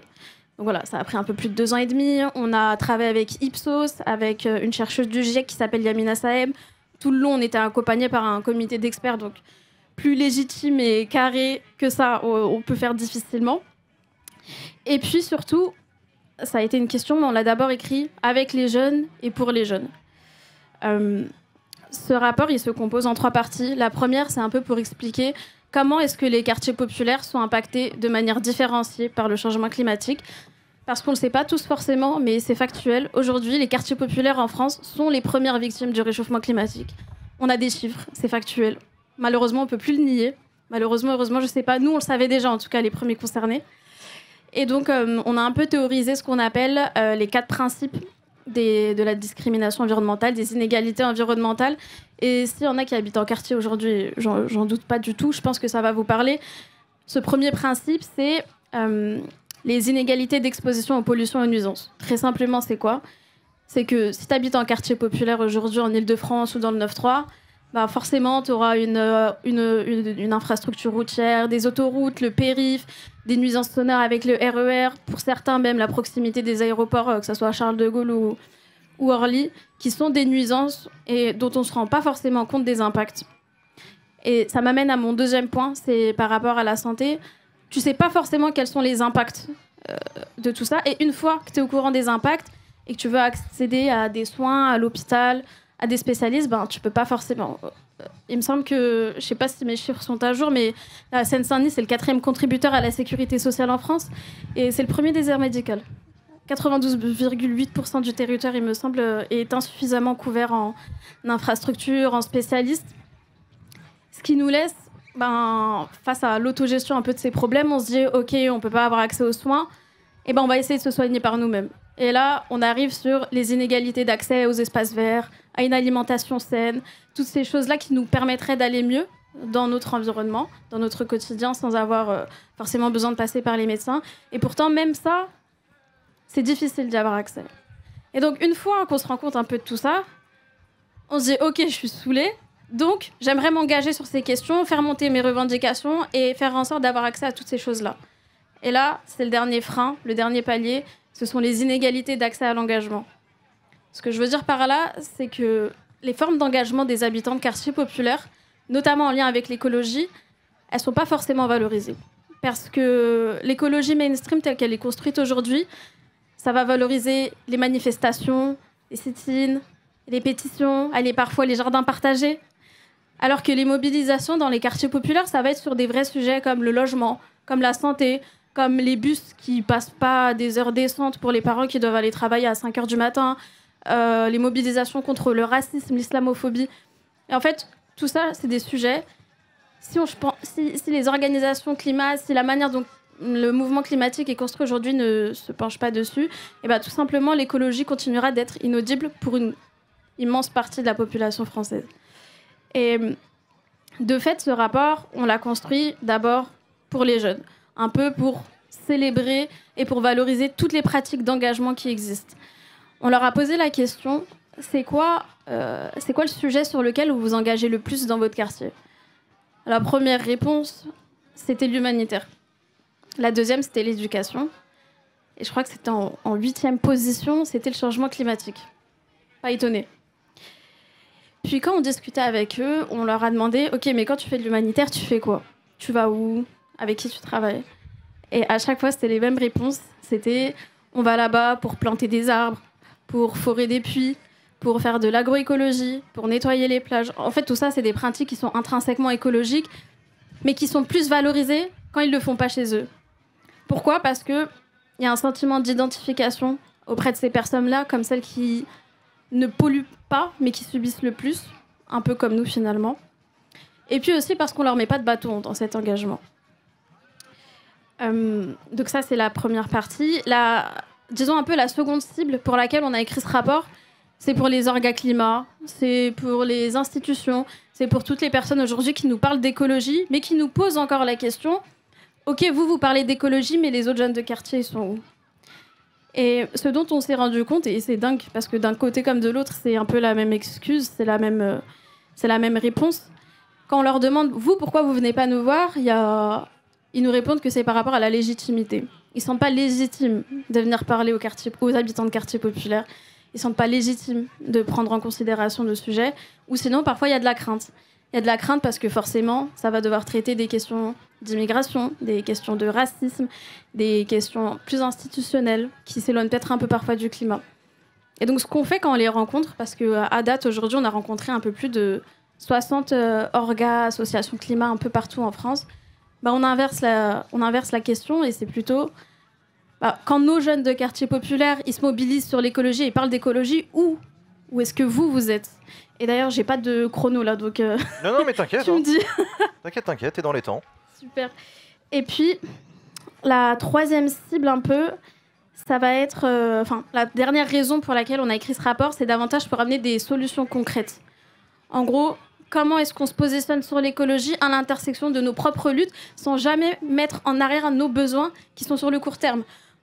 Dans notre rapport, ce que les jeunes nous expliquent aussi, c'est que l'écologie, c'est perçu comme un problème sur le long terme.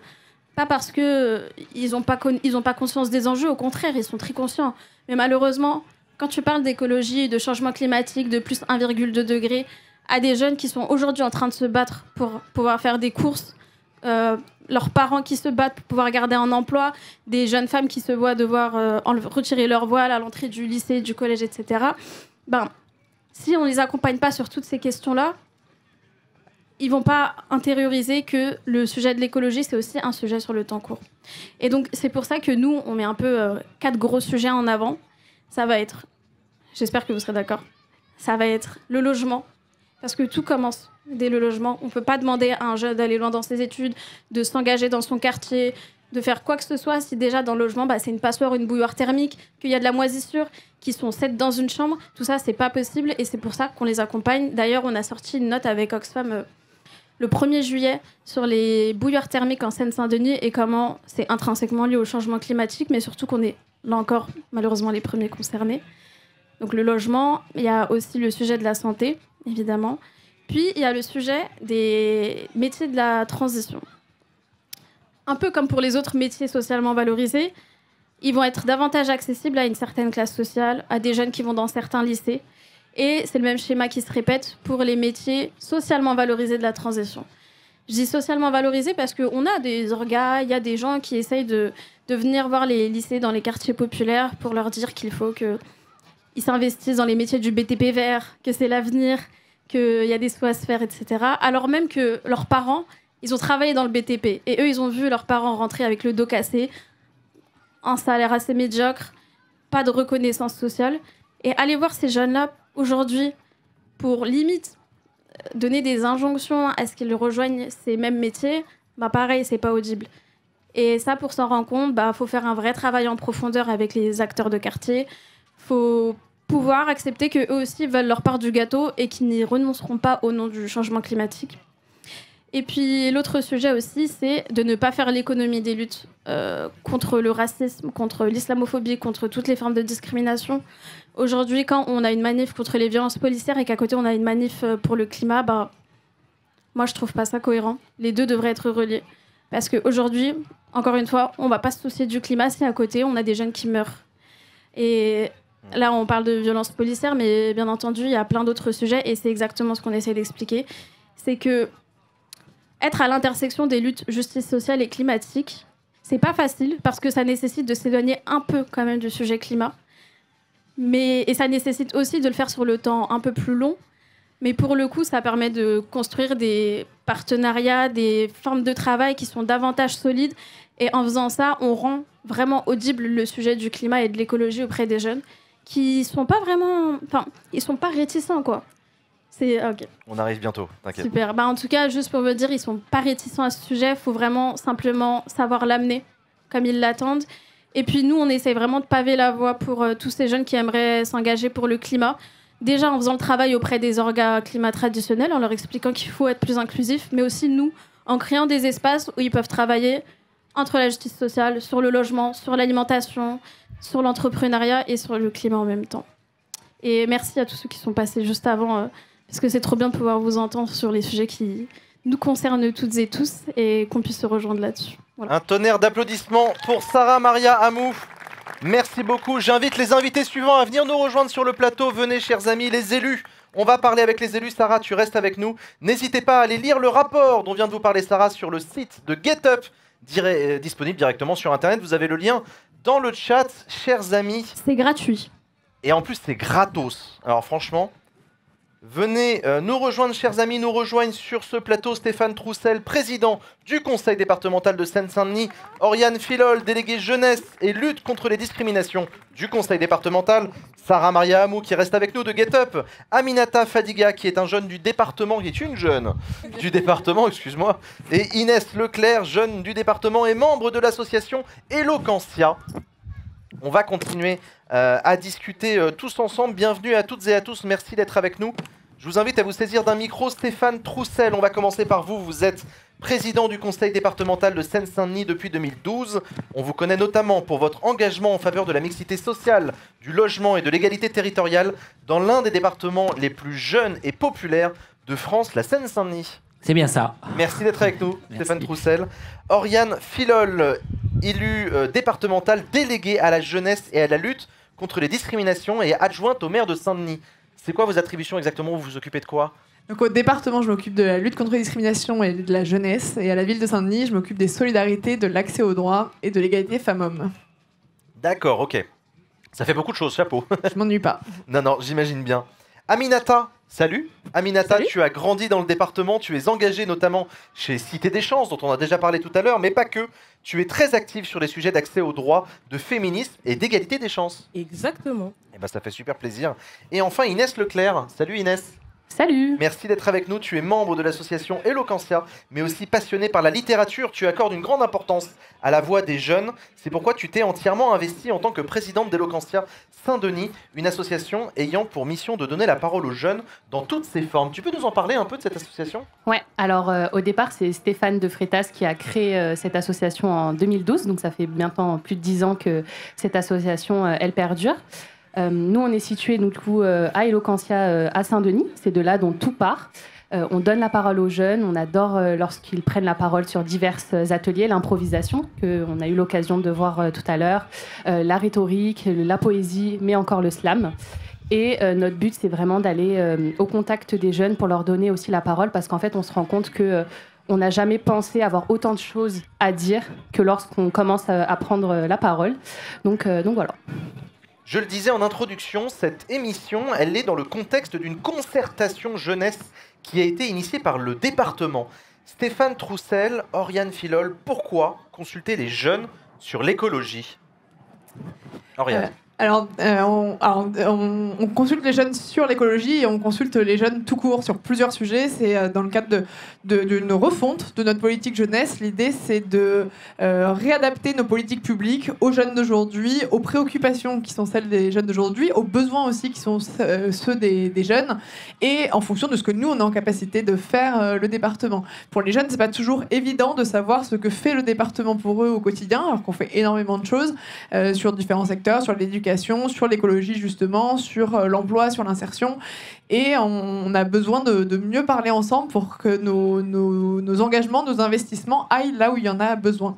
Et là, on veut aussi consulter spécifiquement sur le sujet de l'écologie et de la justice climatique, parce que toutes celles et ceux qui ont parlé avant nous l'ont bien dit, c'est une des préoccupations des jeunes, parce que les jeunes sont souvent les premiers à s'engager aussi pour les luttes pour la justice climatique, et parce que les jeunes sont aussi les premiers concernés, les premiers impactés, parce que ce sont les adultes de demain, sont ceux qui vont vivre le plus longtemps avec ce dérèglement climatique, et qui vont non seulement essayer de réajuster tout ce qui a été mal fait pendant les dizaines d'années, les centaines d'années précédentes, et qui vont aussi devoir subir les conséquences, et donc adapter aussi notre mode de vie aujourd'hui. Harry expliquait bien tout à l'heure tout ce qu'on met en place au département pour faire en sorte qu'on vive mieux malgré le changement climatique, et tout ce qu'on met en place aussi pour éviter que ce changement soit trop catastrophique. Et donc on a besoin d'avoir aussi l'avis des jeunes, tant sur les solutions à mettre en place que sur eux, ce qu'ils vivent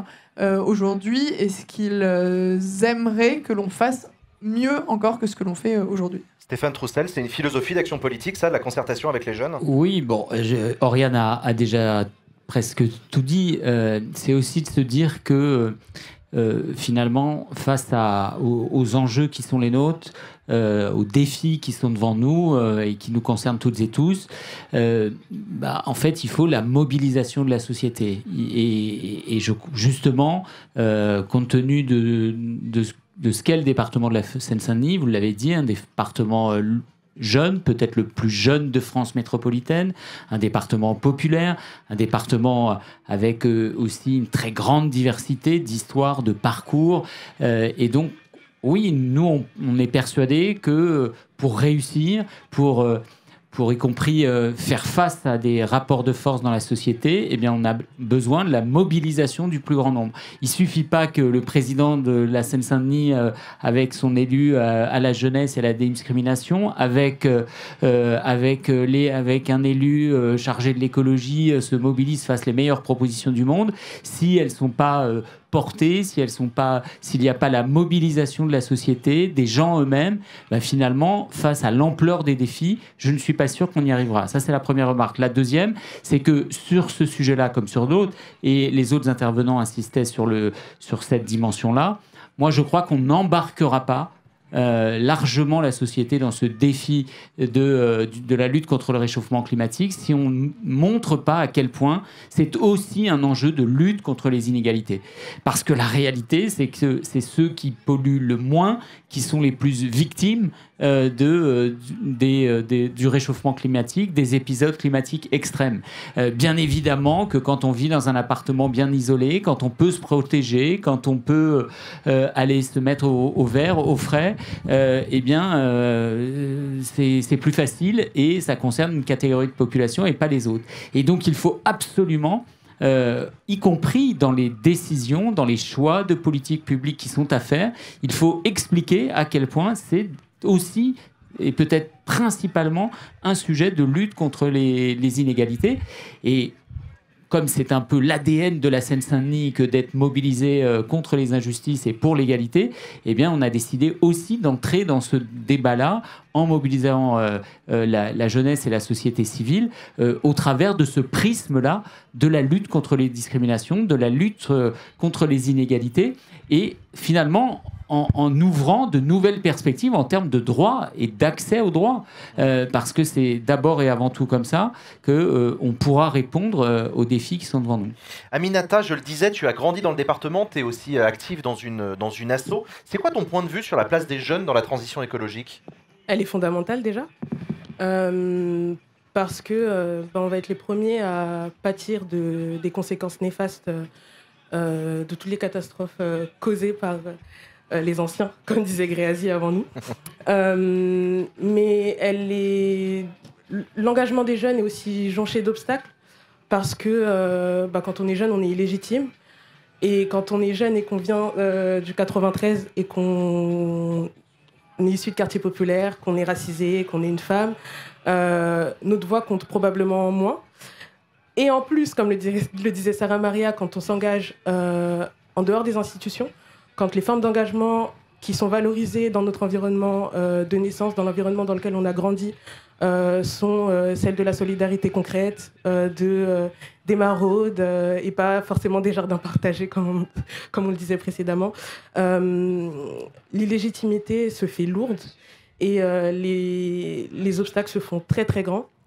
Mais on voit des initiatives naître et c'est aussi une grande chance et une grande particularité de la Seine-Saint-Denis qui est que du fait de l'origine sociale des jeunes, les initiatives se multiplient de toutes formes, dans le monde associatif, à travers des collectifs, dans le monde politique, dans le monde syndical. Les jeunes sont partout et c'est admirable parce que ça dépasse à mes yeux, et surtout dans le cadre de la transition écologique et du changement climatique, ça dépasse totalement les classes sociales. Donc on s'engage les uns à côté des autres dans des actions de tout type et souvent intersectionnelles. Tu disais, Sarah Maria, que c'est extrêmement important et je suis absolument d'accord avec toi. Des actions qui touchent le logement, l'alimentation, l'éducation, etc. et qui prennent également en compte la question de la transition écologique. Il y aurait énormément de sujets à aborder. Il y en a un qui me tient à cœur particulièrement et qu'on a tendance à mettre de côté quand on parle de transition, c'est l'alimentation. Sarah Maria, je sais que justement dans le rapport produit par GetUp, c'est un sujet que vous abordez. Ouais, totalement. On en a posé la question aux jeunes, c'est quoi la première discrimination environnementale que vous percevez à l'échelle du quartier ? Et même nous, on a été très surpris de la réponse. 100% des jeunes nous ont répondu que l'alimentation saine, c'est la première discrimination qu'ils perçoivent. Et quand on leur a posé la question, alors c'est pas qu'ils aimeraient pouvoir manger des salades et des trucs hyper sains et du quinoa tous les jours, c'est juste qu'ils aimeraient avoir accès, avoir le choix en fait, pouvoir faire leur propre choix. Et aujourd'hui, c'est ça qui manque dans les quartiers populaires, c'est cette offre un peu plus variée d'alimentation, quoi, qui dépasse le grec qu'on adore. Franchement, on stream le grec, voilà, tous les trucs un peu pas super healthy, mais on aimerait aussi avoir le choix, avoir accès à autre chose. Et quand on parle d'autre chose, c'est pas juste une offre de fruits et légumes, c'est des fruits et légumes de saison, de qualité, de producteurs qui viennent de pas super loin non plus, comme ils ont dans les quartiers, voilà, qui sont un peu plus aisés. Aujourd'hui, il me semble que, au marché de Saint-Denis, je suis même pas sûre qu'il y ait des producteurs bio. Vous me confirmerez. Mais voilà, et ce qui est particulier aussi sur le sujet de l'alimentation saine, auprès des jeunes de quartier, c'est un peu plus difficile de les mobiliser parce que, pour le coup, ils se sentent vraiment impuissants sur ce sujet, tout simplement parce que c'est pas eux qui payent les courses, en fait. C'est ce dont on parlait juste avant. Ils vont se sentir plus légitimes et ils ont plus force de proposition sur le logement, sur l'éducation, sur les discriminations que sur l'alimentation. On a un jeune, et je me souviens, ça m'a marqué, il nous disait... comment est-ce qu'il l'a formulé ? Il nous disait, oui, j'essaye de pas trop manger dans les courses pour que mes parents aient pas à les faire de façon trop récurrente, alors je vais pas en plus leur demander d'acheter des produits bio. Et de fait, sur cette question d'alimentation saine, il faut vraiment être capable de travailler en amont. Je sais qu'il y avait une sorte de passe alimentation saine avec une petite carte ticket resto. Et ça fonctionnait très très bien. Parce que ces gens-là, une fois que l'aide elle s'est arrêtée, ils ont continué en fait, à perdurer ces pratiques d'alimentation saine, même s'ils n'avaient plus le côté financier qui suivait. Et donc c'est vraiment des pratiques en amont qu'il faut faire perdurer et sur lesquelles en fait, il faut appuyer. Parce que pour le coup, ce qu'on va mettre en place, des cantines partagées, etc., c'est hyper bien, mais il faut vraiment agir de manière structurelle. Comment est-ce que le conseil départemental prend en main cette problématique de santé publique par ailleurs ? Bon, je pense que Sarah Maria faisait peut-être allusion à un dispositif qui a lancé le département qui s'appelle la carte Vitalim. Donc c'est une expérimentation. On a pris un peu le président de la République au mot puisque pendant sa campagne présidentielle, il avait annoncé, il avait fait la proposition d'un chèque alimentation durable. Bon, très vite, il l'a un peu oublié, mais quand même, il faut avouer que l'État nous a a lancé un appel à projet dans le cadre d'un projet national qui s'appelle Mieux manger pour tous. Et donc, le département de la Seine-Saint-Denis a répondu en collaboration avec une association, Action contre la faim. Et donc, c'est une expérimentation qui concerne à peu près 1400 personnes, avec l'idée que, au travers de cette carte, on verse une aide monétaire. Si je ne me trompe pas, c'est 60 €, c'est ça ? 50 € par personne pour permettre l'achat de produits et de biens. Cette somme, elle est bonifiée quand c'est des produits de l'alimentation durable, y compris dans des magasins qui fournissent ce type de produits. Mais au-delà de ça, au-delà de l'aide monétaire, il y a un très gros accompagnement nutritionnel, notamment avec des associations de terrain, des associations locales, pour la préparation du repas, pour le choix des produits, Et la réalité, c'est que ça marche. On a y compris testé dans des villes un peu différentes, parce que bien évidemment, Sarah Maria le disait, c'est pas la même chose d'être à Montreuil où il y a un certain nombre de magasins bio qu'à Villetaneuse ou à Sevran. Je crois que la 4e ville, ça doit être Clichy-sous-Bois, si je me trompe pas. On va poursuivre cette expérimentation. Sur la base des résultats de cette expérimentation, on en tirera un certain nombre de conclusions sur les comportements individuels et sur les besoins exprimés par les gens, et y compris d'en faire autant d'éléments pour un plaidoyer au niveau national, pour dire, vous voyez bien que ça peut marcher. Je précise aussi que je me suis adressé aux moyennes et grandes surfaces du territoire, qui sont pour l'instant les seules à refuser la bonification quand les gens utilisent la carte pour acheter par exemple des fruits et des légumes de saison, quoi. Un autre sujet épineux en Ile-de-France, c'est celui des transports en commun. Inès, de ton côté, là où tu habites, est-ce que tu as accès aux transports en commun ? Qu'est-ce que tu penses ? Des mobilités douces aussi ? Alors moi j'habite à Sevran, dans le 93 donc. Et en termes de transport, ce que je déplore, c'est pas totalement l'accès, puisque j'y ai accès. J'ai plusieurs lignes de bus qui desservent plusieurs directions et autres. J'ai notamment le RERB, pour moi, qui dessert à la fois Sevran-Bedotte et à la fois Sevran-Livry. En termes de mobilité douce, j'ai le permis, mais pas la voiture, donc je suis beaucoup amenée à me rendre là où je vais à pied ou alors à vélo parfois. Mais ce que je déplore, c'est la qualité des transports pour m'emmener d'un point A à un point B. Ils sont vétustes, ils sont en retard, c'est ça ? C'est train supprimé, c'est train en retard, pour bagages oubliés, etc. Donc c'est vrai que quand ça ne dépend pas forcément de la RATP, ça va encore. Mais quand ça dépend des trains retardés, supprimés, moi je prends la B. Et notamment, justement, on parlait de la canicule et autres, c'est déplorable ce que j'ai été amenée à prendre. La B, en fait, ça m'a pas du tout aidée, puisque certes, ça me permet de me rendre sur Châtelet, à Gare du Nord et autres, donc pour avoir des correspondances après avec des métros, mais les conditions dans lesquelles je voyage parfois, donc là, c'était il y a 2 semaines, il me semble, on était à 37 degrés, 35 degrés. Donc déjà, ça chauffe, puisque j'habite en plus dans certains HLM, donc forcément, ça chauffe pas mal. Mais les transports, on est monté dans la rame à 40, 41 degrés. Et c'est juste pas possible. Si on rajoute à ça les certains arrêts pour bagages oubliés et autres, c'est catastrophique. Ouais, j'imagine. Aminata, est-ce que tu identifies des enjeux prioritaires en matière de transport et de mobilité ? Absolument. Parle bien dans ton micro. Absolument, je disais. L'accessibilité des transports, d'un point de vue financier, économique, ça coûte cher de payer un pass Navigo, 100 € quand on gagne le SMIC ou qu'on est... Bon, quand on gagne moins que le SMIC ou qu'on est au RSA, on a des aides de solidarité. Mais quand on est étudiant ou étudiante, etc., ça coûte cher. Et quand on habite dans le 93...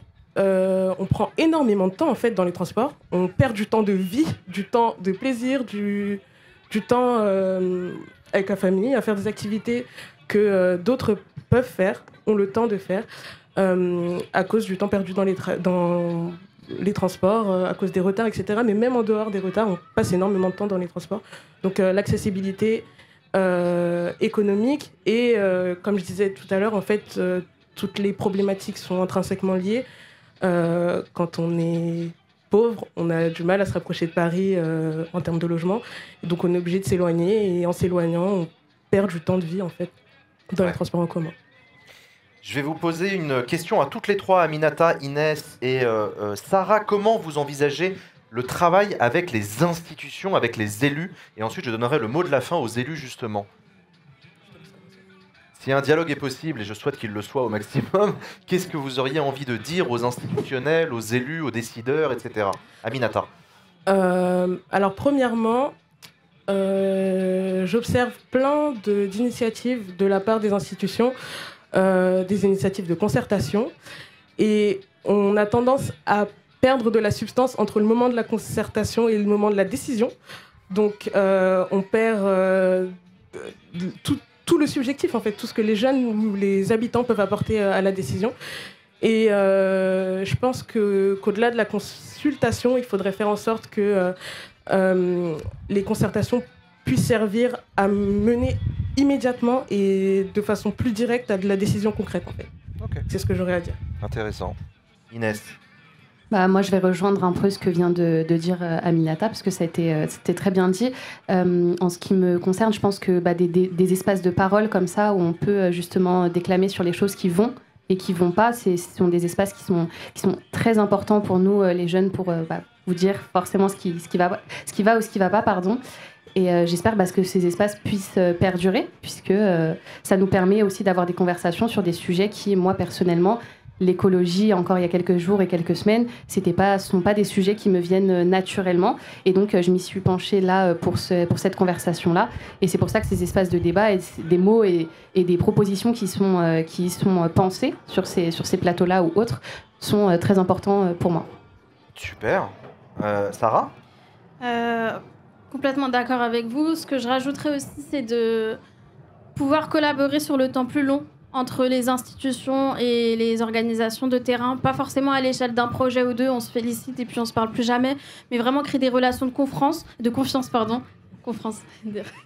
qui pourront perdurer dans le temps et qui pourront se mobiliser en dehors de partenariats. Et aussi pour faire ça, j'en viens à mon second point, c'est qu'il faut pouvoir considérer les acteurs de terrain, les associations de quartier, comme des acteurs qui sont complètement légitimes d'une part, pas seulement comme des jeunes ou bien des personnes du terrain, mais aussi comme des experts. Parce que tout simplement, on est toutes et tous experts en fait, des domaines dans lesquels on est engagé, que ce soit le droit, que ce soit l'alimentation, que ce soit l'écologie, que ce soit la justice sociale dans les quartiers populaires.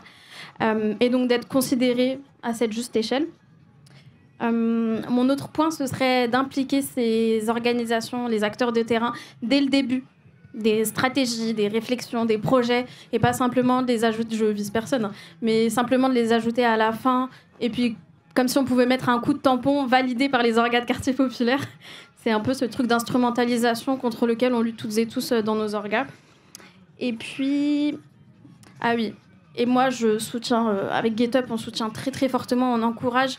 Alors, c'est un peu plus grosse échelle, mais la formation de chaque agent administratif, élu, député aux enjeux sociaux du changement climatique, sortir un peu de cette approche très technique des impacts du changement climatique, parce que les élus, les députés, les agents administratifs, ce sont des personnes comme nous, et ils ont besoin de concret pour comprendre comment est-ce qu'ils peuvent davantage inclure ces perspectives dans leur travail du quotidien, et donc on insiste là-dessus. Merci. Merci Sarah Maria. On va donner la parole à Oriane Filol. Merci.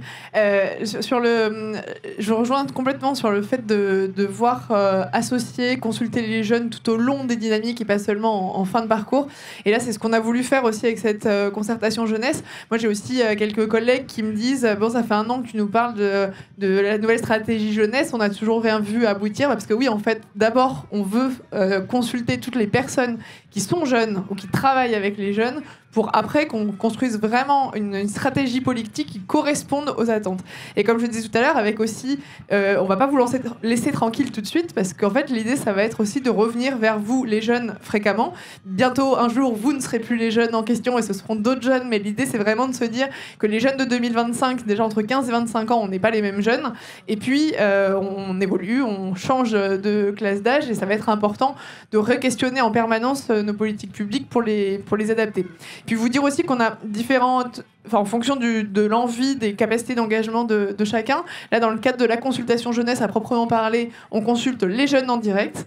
On évolue aussi, puisque vous le voyez, on est sur Twitch aujourd'hui, ce qui n'est pas un outil habituel pour le département, mais on cherche aussi à aller là où les jeunes sont et donc à parler directement aux jeunes, même ceux qui n'ont pas voulu se déplacer aujourd'hui, mais qui sont derrière leur écran, ils peuvent participer. Et puis, il y a le travail qui est fait avec les professionnels de la jeunesse. On essaye aussi de soutenir au quotidien l'engagement des jeunes dans le cadre de l'appel à agir in Seine-Saint-Denis. Plusieurs d'entre vous ici sont lauréats de ce dispositif. Et donc là, c'est vraiment du soutien aux associations qui s'engagent avec des jeunes ou carrément parce qu'ils sont jeunes sur différentes thématiques, et on en a de plus en plus qui sont engagés sur les questions de justice climatique. Et puis, je pense dans les initiatives que je voulais vous partager aujourd'hui, parce qu'il reste encore quelques semaines pour s'inscrire, le département de la Seine-Saint-Denis a lancé une nouvelle initiative qui est le Conseil des sans-voix. Qui est un conseil citoyen pour les habitants de Seine-Saint-Denis. C'est à partir de 16 ans qu'on peut y participer. Il n'y a pas besoin d'être acteur dans une association, il n'y a pas besoin d'être une personnalité déjà qualifiée sur X sujet. L'idée, c'est vraiment d'avoir des habitantes et des habitants de tout âge à partir de 16 ans. Il n'y a pas besoin d'être inscrit sur les listes électorales, même pour ceux qui ont plus de 18 ans, c'est important aussi, puisque au moment des élections, seules les personnes qui ont la nationalité française peuvent donner leur opinion et choisir leurs représentants. Là, l'idée, c'est que ce soit beaucoup plus large. Il suffit d'habiter ou d'étudier en Seine-Saint-Denis. Et les inscriptions sont possibles jusqu'au 31 août. Donc, je voulais profiter aussi d'avoir la parole ici pour inciter les jeunes à s'inscrire, à proposer leur candidature. Le Conseil des sans-voix, exactement. Super. Que le jeu de mots, les 100 voix, les 100, et les 100 le chiffre, et les 100 SANS. Voilà. Je l'ai. Juste si je peux rajouter... Stéphane Troustel pour le mot de la fin. Si je peux ajouter par rapport à ce que vient de dire à l'instant Oriane Filiol, compte tenu du niveau de défiance qui existe aujourd'hui entre les citoyens, les plus jeunes d'entre eux, et les institutions et leurs élus, de toute façon, ma conviction, c'est qu'il faut faire feu de tout bois. C'est-à-dire qu'il faut faire la concertation sur le projet d'aménagement dans le bas du quartier, parce que c'est bien évidemment les citoyens, les riverains qui vont en être les usagers au lendemain de sa réalisation. Ça pose des questions d'engagement pour les citoyens, pour pas que dans quelques mois après sa mise en œuvre, ils découvrent un projet sur lequel finalement il n'aura pas pu donner son avis. Mais c'est vrai, ça pose aussi des questions de posture de nos propres techniciens. Parce que nos techniciens, ils arrivent avec leur vision parfois d'ingénieurs, etc., mais pas forcément de l'usager du quotidien. Donc ça veut dire inciter, y compris ceux qui font au quotidien, d'avoir une posture par rapport aux citoyens. C'est la confiance dans la durée en multipliant les espaces de dialogue, d'échange, parfois de confrontation. Mais c'est ça la démocratie, hein. C'est justement de savoir, par le débat, l'échange, la confrontation, faire converger des points de vue dans l'intérêt de la société tout entière, et puis se donner des instances, des outils. Oriane parlait du conseil des sans-voix, du conseil qu'on a créé plus particulièrement pour les jeunes de l'ASE, pour qu'ils puissent donner leur avis à la fois sur le fonctionnement, sur les propositions qu'on peut mettre en œuvre. Donc oui, je crois vraiment, encore une fois, pour recréer de la confiance, il faut essayer de multiplier tous ces espaces. Et puis, dernière chose que je veux dire, bien évidemment, moi, je crois à la démocratie participative, de faire en sorte qu'elle puisse être vivante, alimenter le débat public, mais disons aussi les choses. Il faut que la démocratie représentative, elle soit aussi toujours plus représentative. Et là aussi, on a un peu de boulot par... l'accès à la fois des jeunes, des milieux populaires aux fonctions électives, et j'en profite pour dire qu'on crée une innovation dans notre Conseil des sans-voix évoqué par Oriane, c'est que l'engagement, participer à des instances, y compris dans la durée, ce conseil citoyen, ça peut vouloir dire partir plus tôt de son boulot, faire garder son enfant, prendre des transports qui ne sont pas toujours accessibles. Et donc on a décidé, je pense que c'est une nouveauté, une innovation qui n'existe nulle part ailleurs, d'indemniser la participation. Je vois pas pourquoi les élus qui participent à tout un tas d'instances ont des indemnités pour participer à ces instances. Bien, les citoyens à qui on demande de s'engager, à qui on propose de s'engager, ils n'auraient pas une indemnité, une forme de compensation par rapport à ce que ça peut vouloir dire pour eux d'y participer. Et donc j'insiste vraiment aussi sur l'idée, je terminerai par là, que la démocratie est représentative par le choix des modes de scrutin, par l'accessibilité des fonctions électives, par la formation des élus. Elle doit aussi être plus à l'image de ce qu'est notre société, la diversité des parcours, la diversité des origines sociales, la diversité des uns et des autres, la place des femmes, des jeunes dans la vie politique.